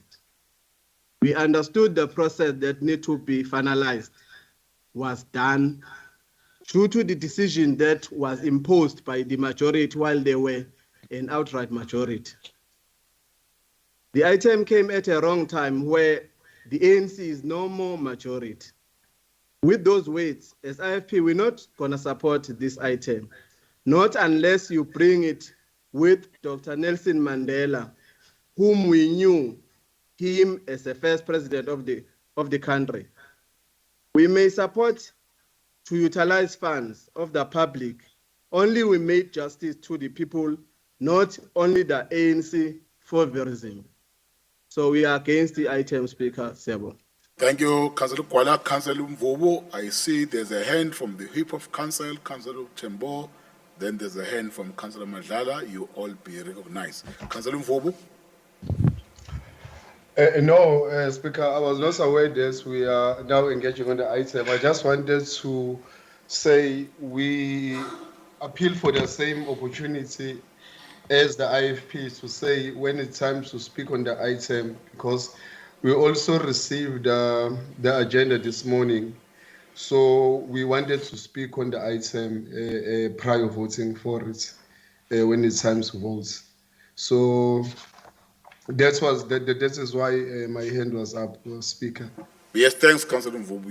You can speak if you want to speak, or any councillor from EFF who want to speak, I can allow you to speak. Whoever wants to speak. Okay. No. Thanks, Speaker. Thank you very much. But let me start by saying congratulations to the newly elected leadership of the EFF in the province, which held its provincial conference last week at the Olive Convention Center. So I just wanted to register that. But back on the item, Speaker, I just want to register our position as the economic freedom fighters that we are all for the decolonization of our public spaces in terms of having a reflection of the country that we live in, in South Africa. So if you look around the city, you will think that maybe we are in some country in Europe or England, because everywhere you look, you are confronted with the statues of all the colonial warlords that came with yeah, but Speaker, I'm being disrupted. I don't know. Councillors, please mute your mics. Okay. Please, councillors. Apologies, Councillor Mvubu, proceed. No, thank you, Speaker. So, as the economic freedom fighter, as I was saying, Speaker, we welcome the decolonization of our public spaces. And it's just unfortunate that as the EFF, we seemingly all the time have to provide leadership to the former liberation movement. I guess that is why we are here in the council, to also provide leadership again. Because you will recall, there's a couple of years back, the EFF was embarked on a campaign to say we must take down all the statues of the colonial warlords that is all over the city of eThekwini. If people are saying we are erasing history, then they must know that we are not erasing history, but we say if you want to keep history, you must put those statues of those colonial warlords to a designated place, like a museum of some sorts. Having said that, Speaker, as the economic freedom fighter, we will vote in support of this item. Thank you very much. Thank you very much, Cousin Mvubu. Cousin Hlengwa. Ngibonge, Speaker. See African people first. Siyakuthokozela ukuthi finally sibona ama heroes ethu ezokwazi ukuthi nawo akhumbuleke for generations and generations to come. Sithi masiphakama sithi from Cape to Karoo, Morocco to Madagascar izwe lethu sikusho with pride ngoba izingane zethu zobe zibona ukuthi amaqhawe amnyama asilwelayo ukuze sifike kulesikhathi esikusona impela nathi siyawahlonipha siyawakhumbula si encourage ukuthi uhulumeni wethu ikakhulukazi umkhandlu waseThekwini aqinisekise ukuthi amaqhawe ethu awalebaleki futhi awakhohlakali. Si African people first siyakubonga sikusupporta kakhulu ukwakhiwa kwalezi icuthe. Siyabonga kakhulu Cousin Hlengwa, then Councillor Nkomeni. Thank you, Honorable Speaker. Greeting to you and colleagues. I want to emphasize on saying on this item that it took too long. When you go all over eThekwini Metro, you find statues of the apartheid regime, and you wonder why are these statues, or are they kept on people so that they can remind us of the difficulties that our fathers and us faced before. So it is about time that you decolonize and remove them all and put our heroes that made this country free as we are free today. Thank you very much, Speaker. As ATM, African Transformation Movement, we welcome this item. Thank you. Whip of Council, Councillor Ntuli. Ngibonge Speaker, ngibingelele uSpeaker amakhosi asendlunkulu umela yonke executive namakhansela ne-administration ngithi nje all protocol observe. Ngifuna ukuqala ngokuthi Speaker mhlambe before ngiye kwi-matter I've been observant of a game that is tried to be played by EDA. EDA is playing this game because of some historical background when it's come to the issue of the statues. I'm saying this, Speaker, because one of the executive meeting where Mtetwa refers to, I was part of. And soon after that meeting, we've even called the meeting of all the whips of the council. And the same DA argued it was wrong to call the whip of all the parties in council. It was supposed to be discussed only on the parties that are in the executive. It's a wrong narrative and a wrong way of trying to change municipality to be something else while we know it ukuthi ime ngenye indlela. And ngiyafuna ukudlula kule nto ethi speaker kahle kahle kule nto ama-statue akuyonto yanamhlanje le. We may feel sorry and apologize to those that were the part of the past. Feel ukuthi this thing affected them the most. And as the ANC, our hands are open. Ukuthi basondele sikwazi ukuxoxa lolu daba. Ngoba part of the resolution that we took uMasihleli no-whip bonke was to allow the committee to see some other avenues of dealing the issue yokwenza izinto zokuthi ama-parties zonke that are part of the municipality akufeel ukuthi we are part of this municipality collectively. Ikona not solo ngakhosi sazobuye sibe nayo into ethi sifuna kusukunyiswe lamakhosi akaZulu esiwanyathela ngenyawo esithi hola sukume amiswe ngenyawo. Even at that time we'll be ready as the African National Congress to be part of abantu abarizinayo ukuthi abantu abanomlando kuleli lizwe lakithi angenziwe ngathi abantu ababodwa akade bekwenza bona besicinezele kuleli lizwe. Ingcindezelo iphelile manje. And these leaders are part of umlando wakithi, umlando esike sabakuwona zesifike la sikhona namhlanje. As the African National Congress, we support the item and we are also open for engagement on other issues of the statute in the near future so that other parties don't feel ukuthi land yenziwa only for the people of the African National Congress. By the way, the statutes are not for the African National Congress, are for the municipality to recognize the icons that have been part of the history. That was very hard for us during the time of the apartheid. Ngiyabonga kakhulu, Speaker. Thank you. Councillor Madlala. Ngiyabonga kakhulu Speaker. Ngibonge amakhansela asekhulumile la. Bonge kakhulu ngifuna ukujoyina ama-fighters kwi-statement sabo se-decolonization. Ikona sithi decolonization njengoba there was colonization and the traces of colonization are all around us. The very city hall that we are seated in is a symbol of colonialism because that city hall, that house, our seat of power today, is a replica of a city hall in Belfast, which is part of the United Kingdom, our erstwhile colonizers, well, our neo-colonizers anyway.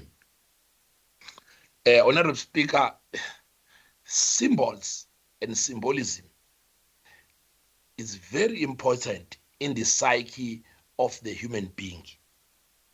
You see, sometimes Max Weber once wrote something about that. He is one of the proponents of symbolic interactionism. He once said, sometimes society is created by the value it places on certain symbols, and then they become a society. I'll give you an example, Honorable Speaker, just so that we move along.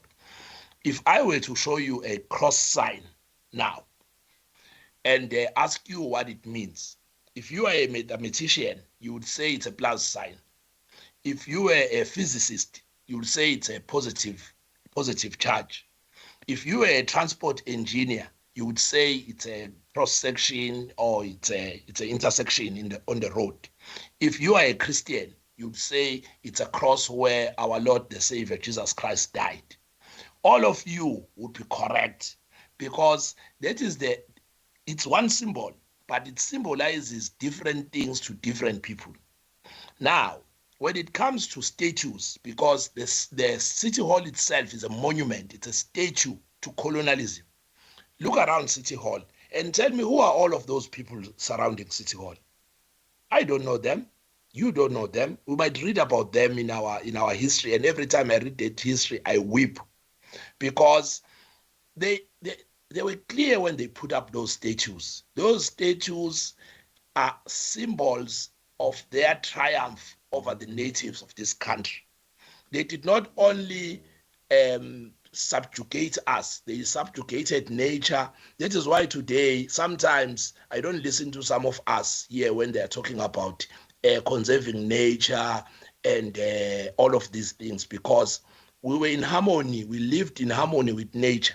Colonizers came, they wanted to modernize us, and the modernization is what brought us to the situation we are in, but that's a debate for another day.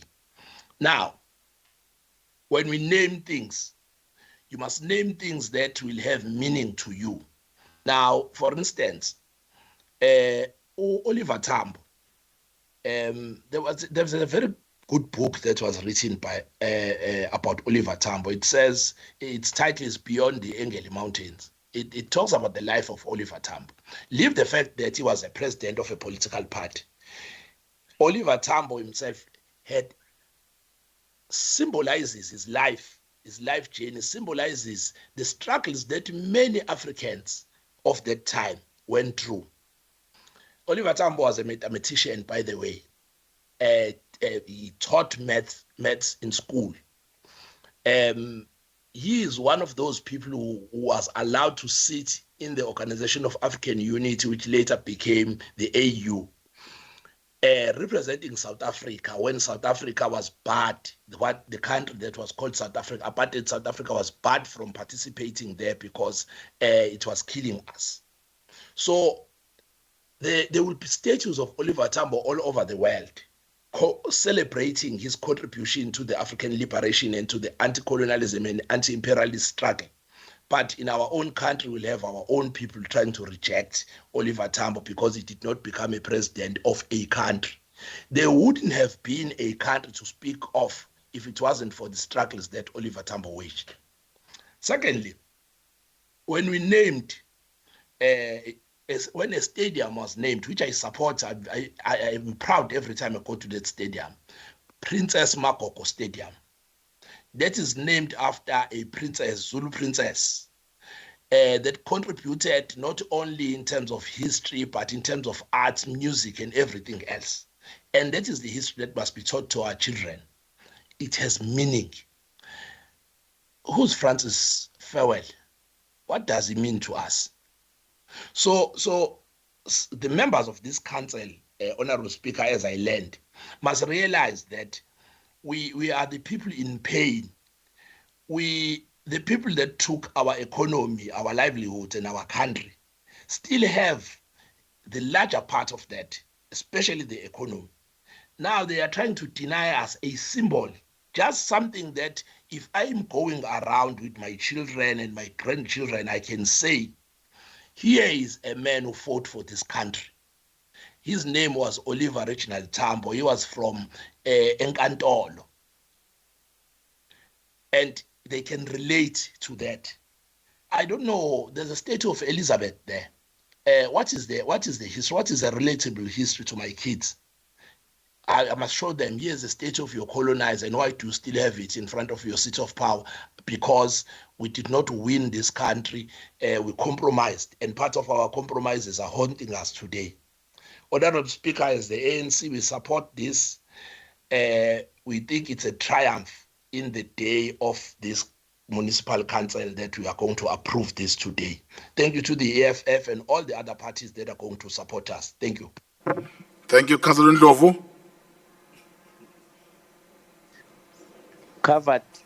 Councillor Samaso Kabase. Ngiyabonga, Honorable Speaker.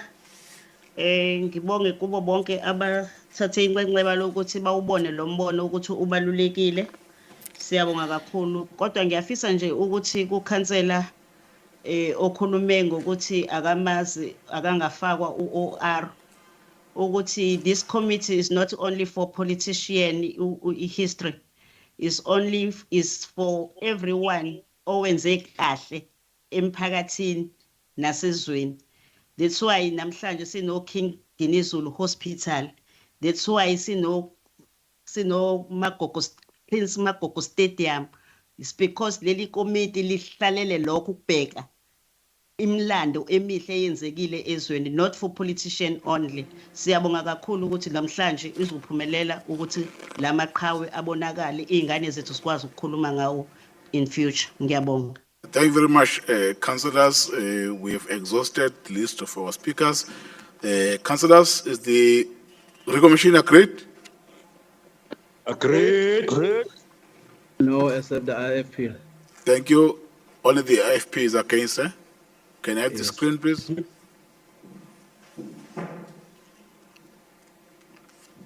IFP is against. Anyone who is against, so that. DA against, Speaker. DA is against. Speaker is against. Okay, let's do this because it looks like the number is increasing. Let's follow our normal procedure when we vote. ANC, For DA already, EFF, We are voting for it, Speaker. Next time we want to vote for Mama Winnie Madikizela Mandela. Thank you. IFP. IFPC votile. Against. Action SA.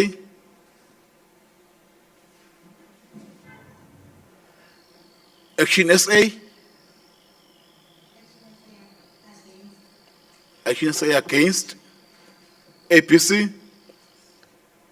APC 4. APC in support. ACC. In support. ACTP. Against. AIC. AIC support OR Tambo Speaker. DLC, they've left. ADEC. ADEC. APF. With the hope of Robert Sobukwe and Steve Bigo, the next statue will be done as well. We are voting for this one. Thank you. ATM. ATN is in support. JEP. JEP in support. KZNI. KZN against. MF. In support. Mosa. Mosa.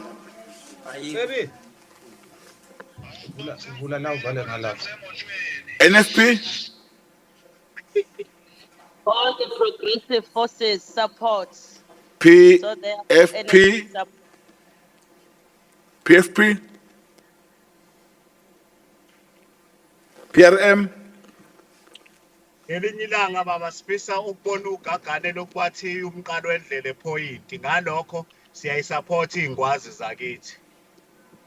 PRM lo iyasupporta baba. And vote mageni ang address. GA.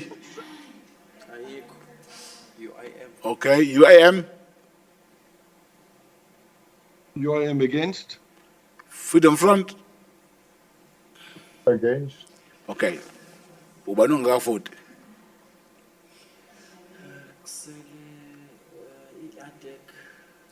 ADEC.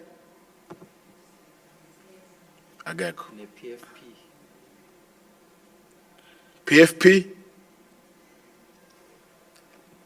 PFP. For the last time, PFP and ADEC. We are now closing. No response. Let's add the number secretariat.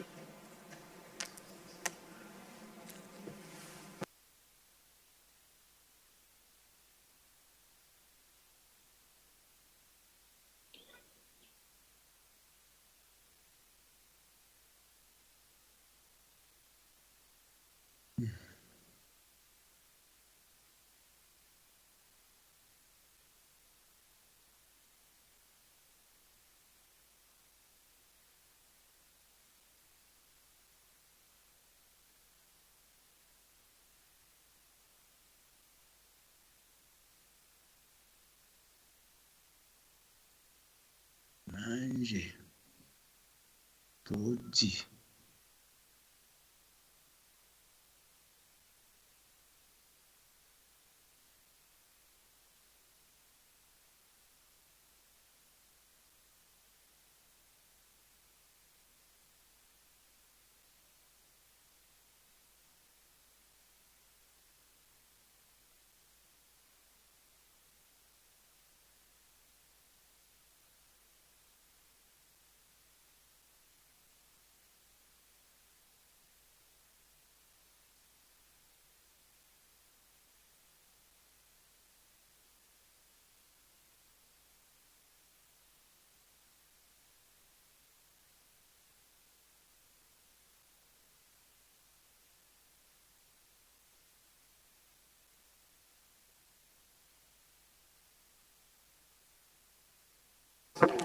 Councillors, thank you very much. We have now added the numbers. Those who are in support of the item is 119.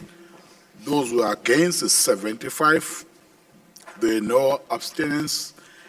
Therefore, councillors, the item has been supported by the majority. It will therefore be carried through with the majority vote. Thank you very much, councillors. City Manager. Mr. Speaker. Yes. My apologies, but I was muted here and I was unable to record my vote for a very important item on the agenda. I was in support of this item after that very good motivation by Councillor Madlala. Thank you very much, Councillor Reddy. Speaker, Thank you very much. City Manager.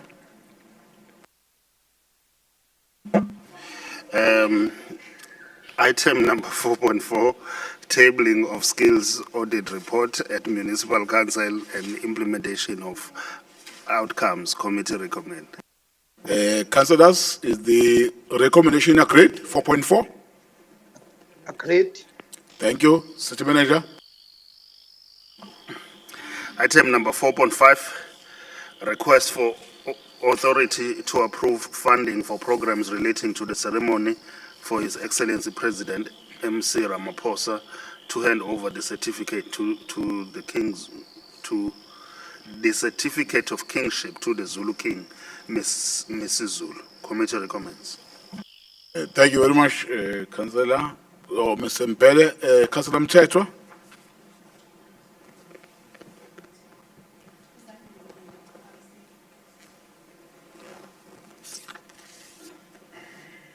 No, Mr. Speaker, inhlangano ye-Democratic Alliance ifisa ukubongela kakhulu isilo samabandla, indlunkulu, amakhosi, ibongela abantu baseThekwini ngokuba idolobha labo liqokwe njengalelo elizosingatha lo msebenzi obaluleke kangaka. Sibongela ke bonke abantu bakwaZulu Natal across all races ngoba isilo samabandla isilo samaZulu nje kuphela sibusa ezweni lonke esifundazweni sakwaZulu Natal nakwezinye izingxenye zezwe lakithi. Sithi ke abantu bakithi abaphumelele ngobuningi eMoses Mabhida baba yobuka lenqophamlando ezobe ivelile lapha eThekwini kule mpelasonto siya kuyo. Ngakho ke njenge-DA siyaweseka kakhulu lo msebenzi owenziwayo futhi sizoba ingxenye yawo ukuze kufike egcineni. Siyabonga. Thank you very much, Councillor Myeni. Sibonge Somlomo. Njenge-National Freedom Party sishaya izandla ezinkulu sishayela ubuholi balapha eThekwini obuholwa usodolobha wethu ukhansela umxolisi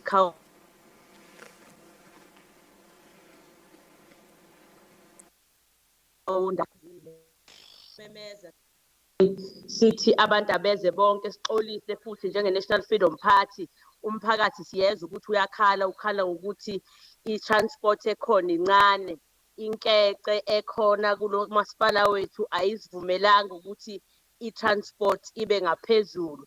Sithi #simngomumo siyitheku siyobona inqophamlando sisaphila. Sibonge Speaker. Kakhulu Councillor uNxumalo.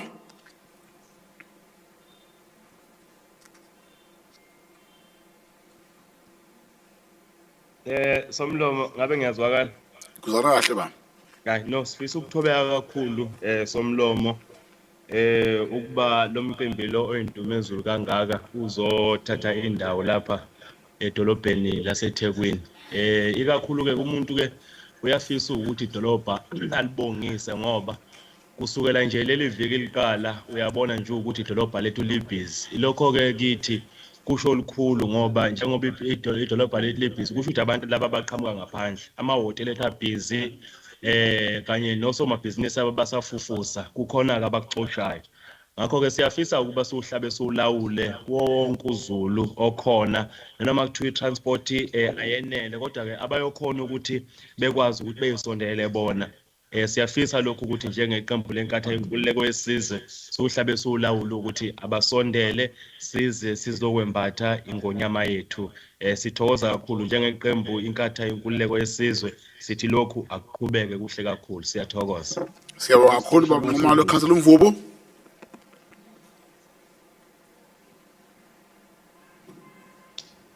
No, Speaker, we are covered. Thank you very much.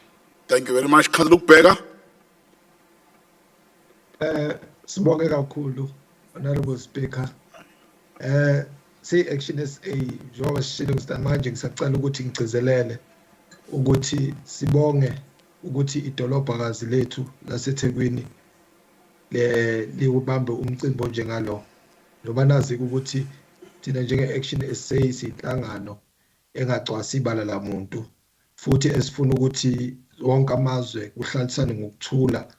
So ingakho-ke namanje sikujabulela futhi sikushayela izandla ukuthi idolobha lethu likhethiwe laba indawo la khona kuzo hand over the certificate futhi sizoba ingxenye yalo mcimbi because izosiza futhi nokuthi izingane zethu zazi ngamasiko ethu nokuthi iqhamukaphi. Ngiyabonga kakhulu Somlomo. Siyabonga Councillor Sokhabasa. Ngiyabonga Somlomo. Ngifisa nje ukuzwakalisa ukuthi si-African National Congress sithokoza kakhulu ukuthi lo mcimbi uze kithina la eThekwini. Sibabaza ubukhulu babo nokujabula ukuthi esikhathini esiphile kusona sikwazi ukuthi sizozibonela ngamehlo lo mcimbi unikezelwa kuyisilo samabandla. Siyabonga kakhulu. Siyajabula futhi ukuthi njengenhlangano eyakhelwa emakhosini nasesontweni kuthi makwenzeka lento izokwenzekala eThekwini.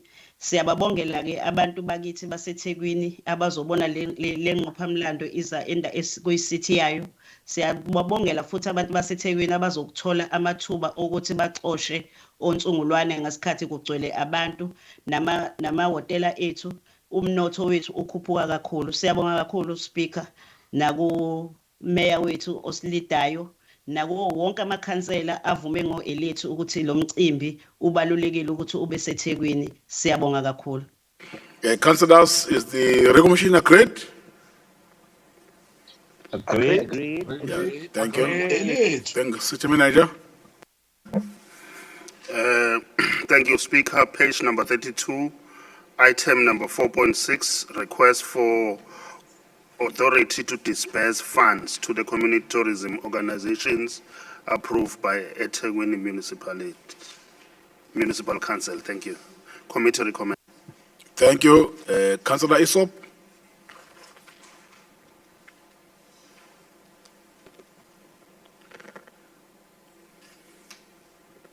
Councillor Isop.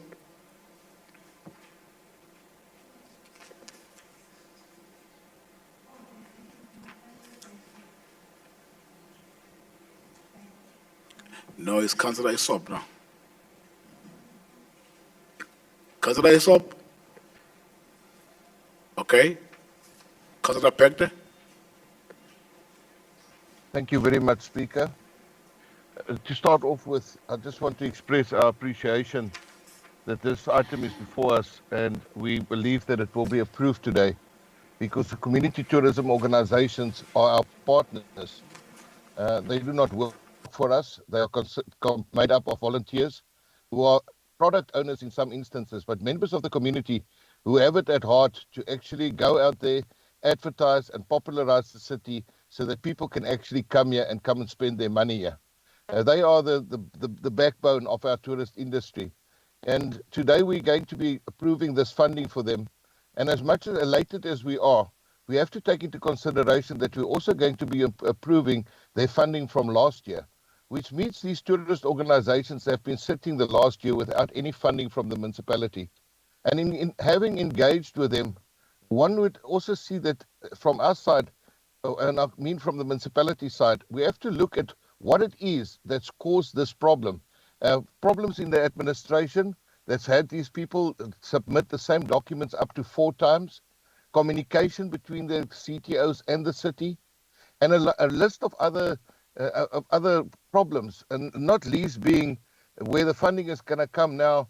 And I'm going back right to the beginning of this agenda when we were speaking about the sewage in the water and the fact that we have to fast track the processes as we endeavor to get a festive season. Taking in consideration the city hasn't had a festive season for a couple of years. The last one was 2019 because then came COVID and to the point where we had the floods earlier in the year, all of which is history now.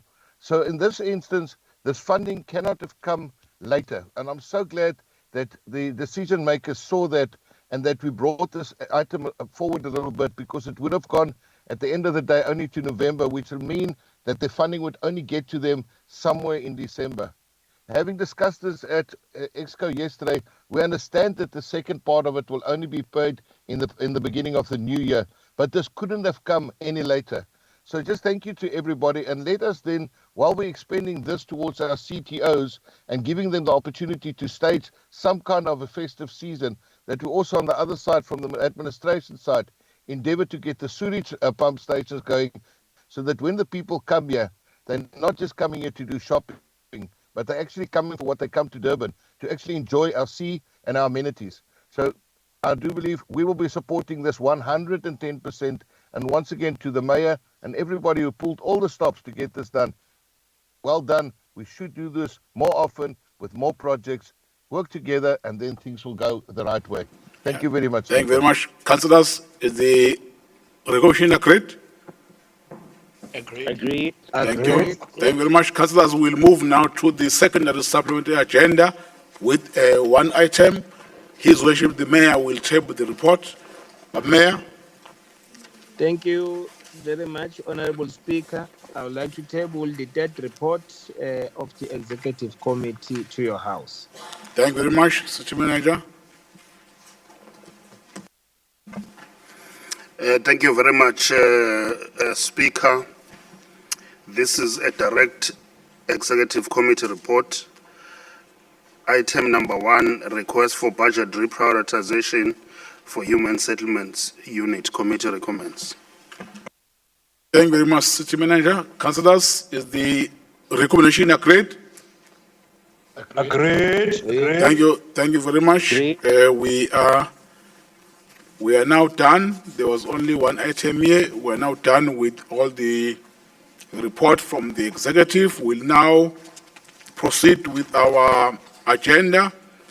Do we have the MPEC report? Is the MPEC report attached in the main council agenda? Which page?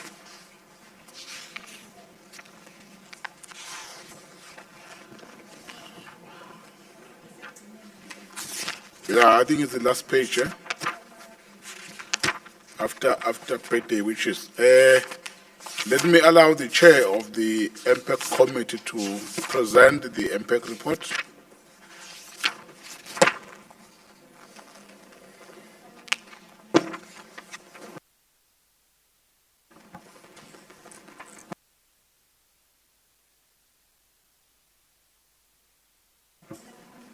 Please, Chair, raise your hand so that we are unmuted.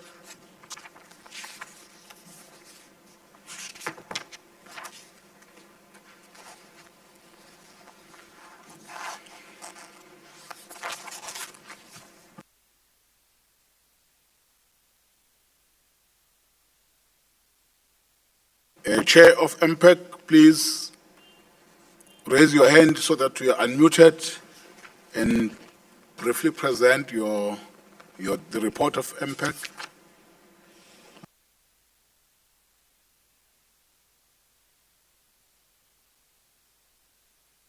I see there's a hand from the deputy chair of the committee. I assume that she would present the report.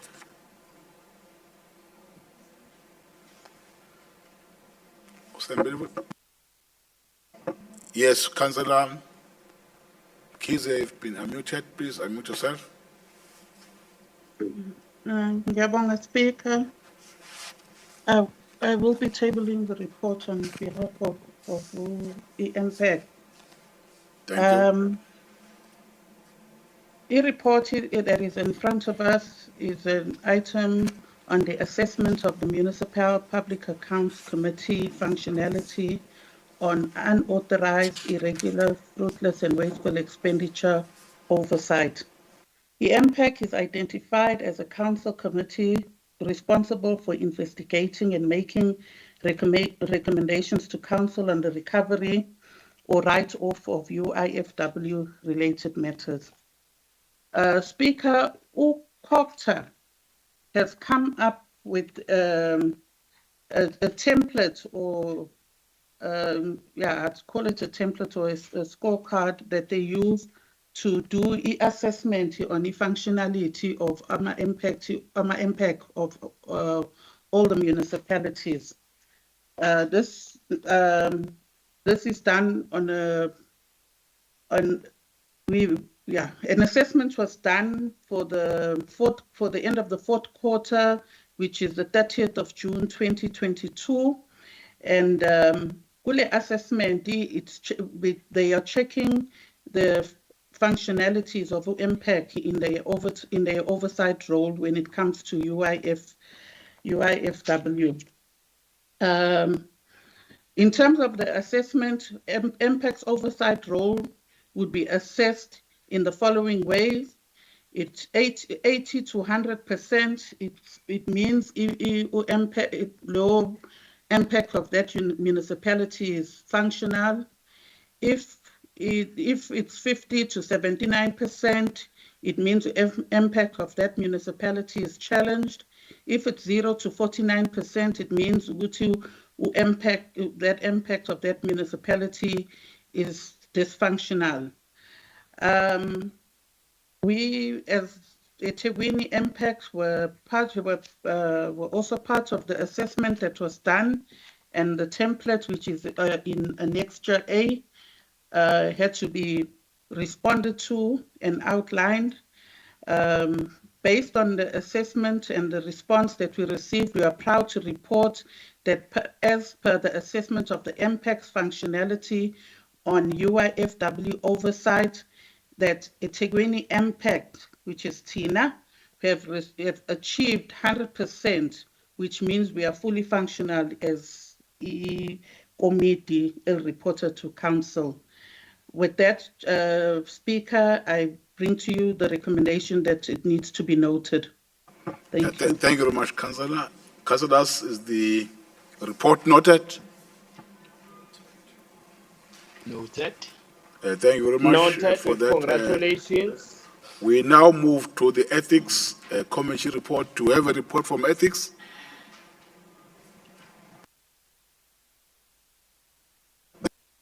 There's no report from Ethics. There are notices of motions. There are two notices of motion for consideration.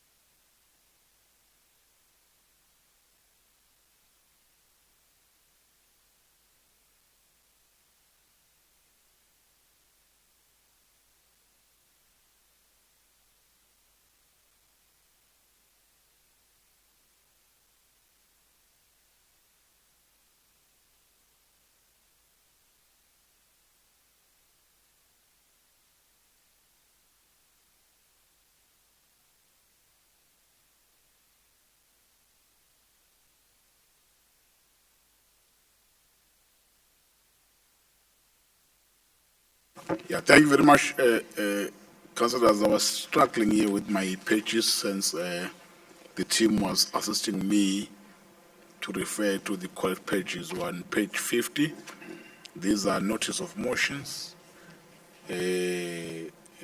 but I need to get the seconder of this, the mover of this motions. There are two, page 50 and page 51.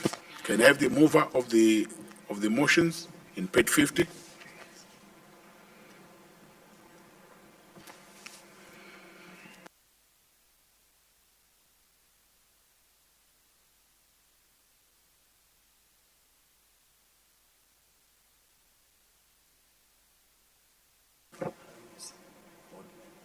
Councillor Paulman, your hand is up. Please raise your hand.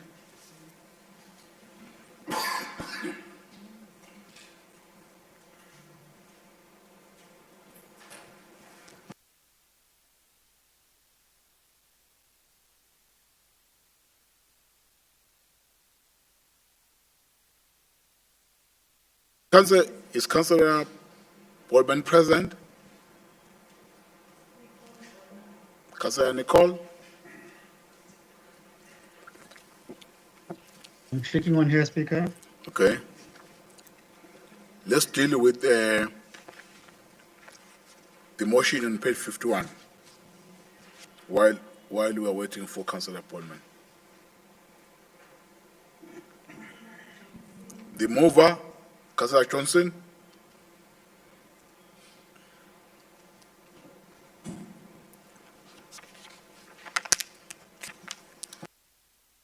Johnson,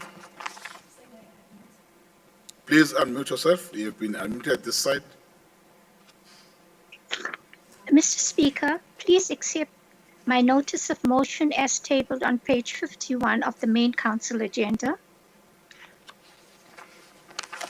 Greetings to all. Mr. Speaker, oh God. Mr. Speaker, urban densification and environmental sustainability are fraught with benefits as well as challenges, as in the case of the densification of Phoenix, which has severely impacted on our road transport system, more especially JG Champion Drive, a major arterial road which links several suburbs between the Phoenix Highway and the R102. Over the past 18 years, through the infill housing development in Phoenix, traffic volumes have grown steadily through pedestrian movement and single car usage, reaching saturation flow, with vehicles converging from the various suburbs in a confluence of traffic on JG Champion Drive, causing major gridlocks during peak morning and afternoon traffic. JG Champion Drive, being a single-lane road, and the lack of Metro Police visibility has emboldened errant motorists and taxi drivers to overtake on road reserves and sidewalks, thus necessitating the need for double lanes in either direction to prevent such transgressions. On average, Mr. Speaker, motorists caught in peak traffic gridlocks experience inordinate delays every weekday of between 30 to 55 minutes, traveling 500 meters to exit into the R102. Major gridlocks cause obstacles to emergency and law enforcement services, and idling for long periods in peak traffic contributes. Councillor Johnson, it looks like you are on something else, not on page 51. Because on 51 was supposed to propose the motion, then we'll check council whether it is being supported or not. Let's do that because I'm trying to follow what you are reading, is not what in page 51. Councillors, is the motion supported on page 51? Supported.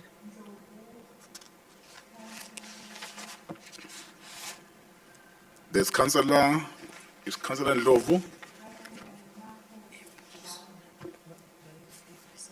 Supported.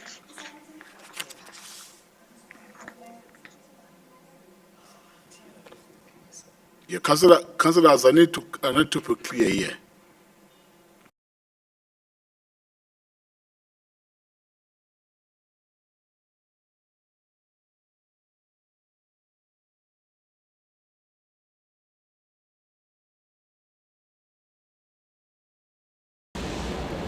Or the motion is not supported, some they support the motion.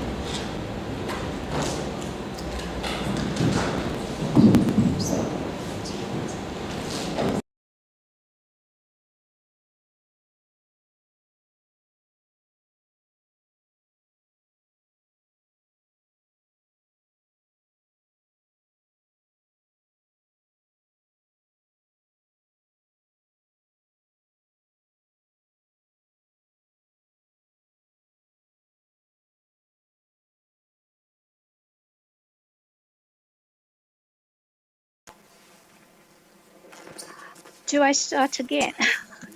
No. I'm saying you must No. summarize. You must Okay. summarize in the motivation. Mr. Speaker, the widening of JG Champion and the JG Champion to Art 102 has been a long outstanding and important development. Funding was supported in the 2018-2019 to the 2021-22 financial years by ETA. But due to COVID, this disappeared, the funding disappeared.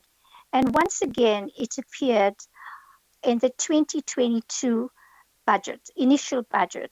But there again, through the recent floods, that money is also disappeared. And therefore, sir, I beseech the executive committee to honestly investigate the reprioritization of this very important and long-standing development sorely needed by the residents of Phoenix. Thank you very much. Thank you very much, Councillor Johnson. We need to get the numbers because there are different views.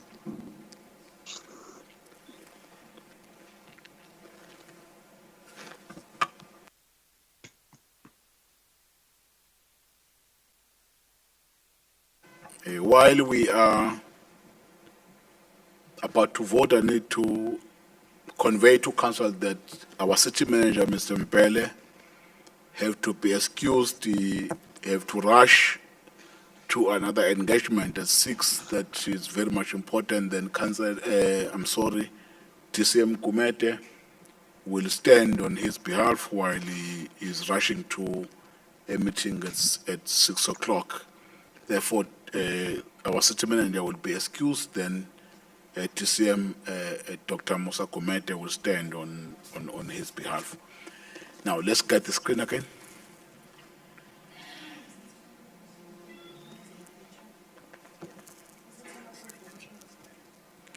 Yes, there is on page 51, the motion, those who are in support of the motion. ANC? Please. No. Don't disturb council. ANC?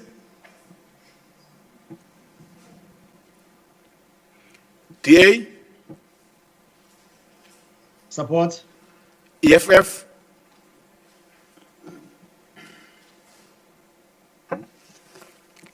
IFP? IFP? Action SA?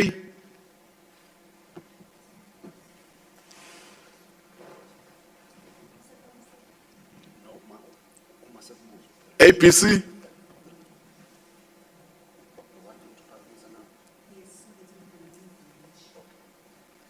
APC?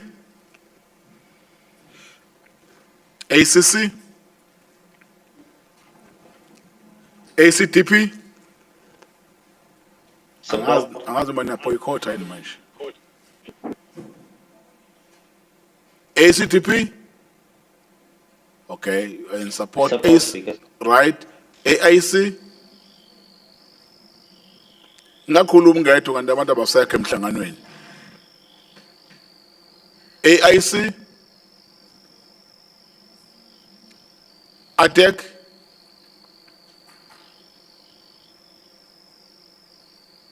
Sengiyasola ngathi sengihlezi ngedwa la. APF?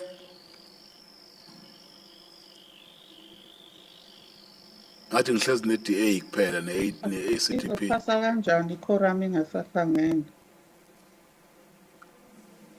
Ufuna uvote manje ungakhuluma, ngisakhuluma ngiyavota. ATM?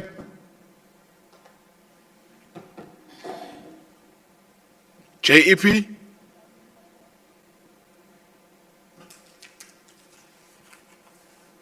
Is either there's a problem with your microphone, it is strange for all of you not to respond. Or maybe it's a sign of telling me that now you are tired. Freedom Front in support. No, it's a sign of support, Speaker. It's a sign of... No, we don't support that. Let's proceed. JEP? KZNI. Against. Against MF. MF. Mosa. Okay. NFP. NFP.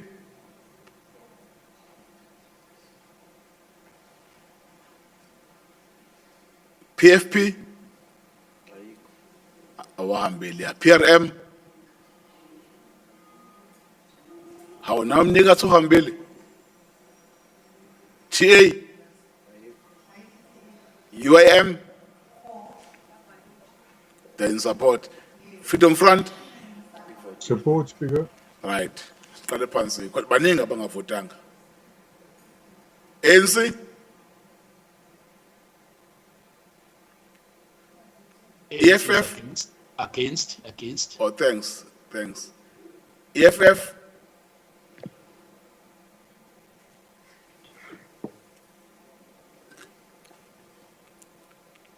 IFP.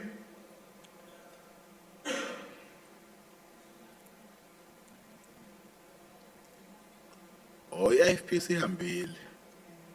Yeah, I now remember that they have requested to leave the meeting because they've got the party program. Yeah, no. IFP, let's record Kutamaseko. But also the extent. Action SA.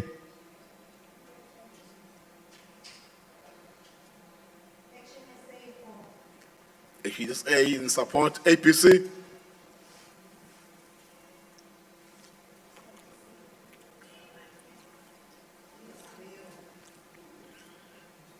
EFF against. EFF against, thank you. APC against Speaker. Awungcono-ke manje kaleni khona. AIC. AIC. APF against Speaker. APF against, yeah. Phendulani niphendula kahle impela manje. Attack and AIC. AIC against Speaker. Right, attack. ATM. ATM against Speaker. Right. JP. MF.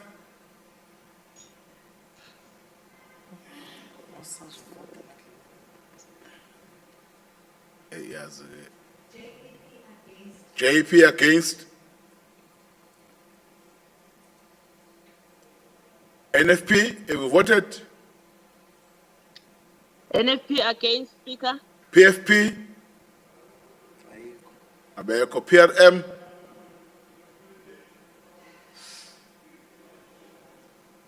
TA. Councillors, we are now about to close voting. We are now about to close because I've been calling you again and again. You are not responding. Now, I'm not sure whether they are still part of the meeting or have already left. I've been calling all of you who have not voted. ACC, I've called you twice. I've called you NFP, I've called NFP, they voted. MF, I've called you. You are not responding. Whose hand is up? JP has voted. Let's agree that now we are closing voting. Let's add the numbers because you've been given a first chance to vote. Let's tally the numbers.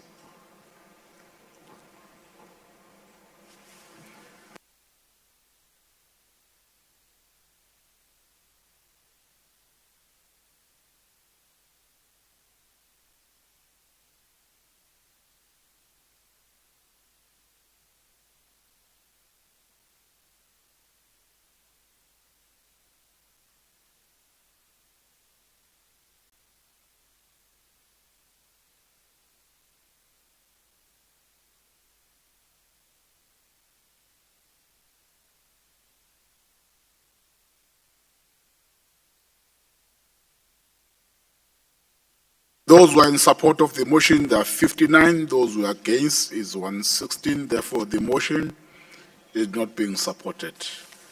Thank you very much. Let's go back to the motion on page 50. Let's go back to the motion on page 50. Because we are two motion. It's late now already. I can see now you are not even responding if I'm calling you. We are about to close. Bear with us. Speaker. Page 50 is Councillor Bowman. Bowman, yes. I think that's part of my job. Speaker, can you hear me? Yes, I need the mover of this motion. Are you present, Councillor Bowman? Speaker, I'm here. Okay. Can you hear me? Am I audible? Yes. Thank you very much. I hereby table the notice of motion on page 50 for consideration by council. Thank you very much, Councillor Bowman. Councillors, is the motion supported? Support. Thank you. The motion is supported with no objection. Thank you very much. We will now move to the report of the mayor in terms of the Municipal Financial Management Act. His Worship, do you have your report? Thank you, Honourable Speaker. I don't have a report. We'll finish the report in the next meeting.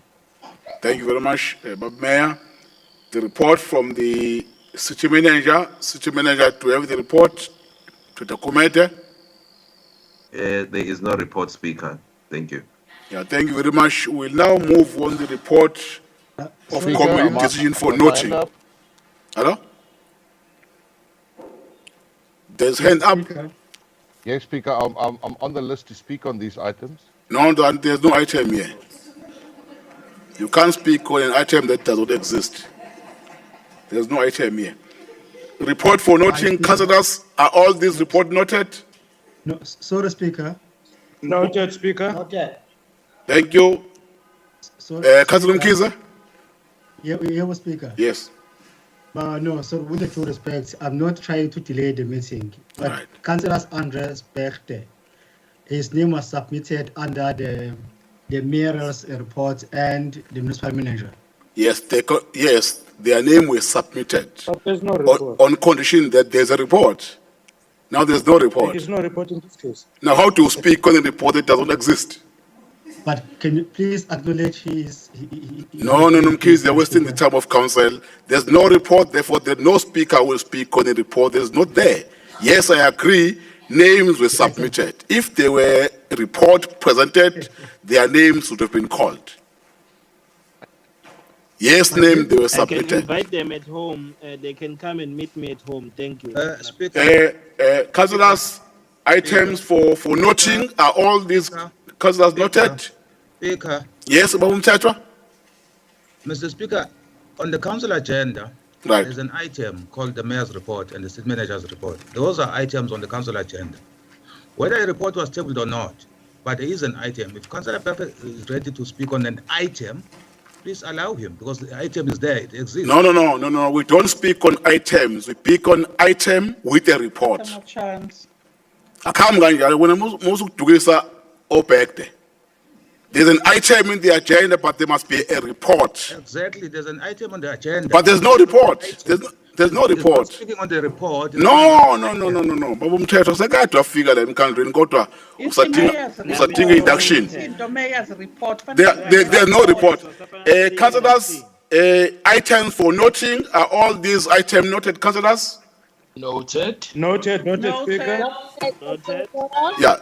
Thank you very much, councillors. The meeting is officially adjourned. Thank you very much for attendance. Thank you. siyabonga Bhodla Thank you, Mpofu. Mtungwa. Thank you, Speaker. Thank you. There's load shedding now. Siyabonga.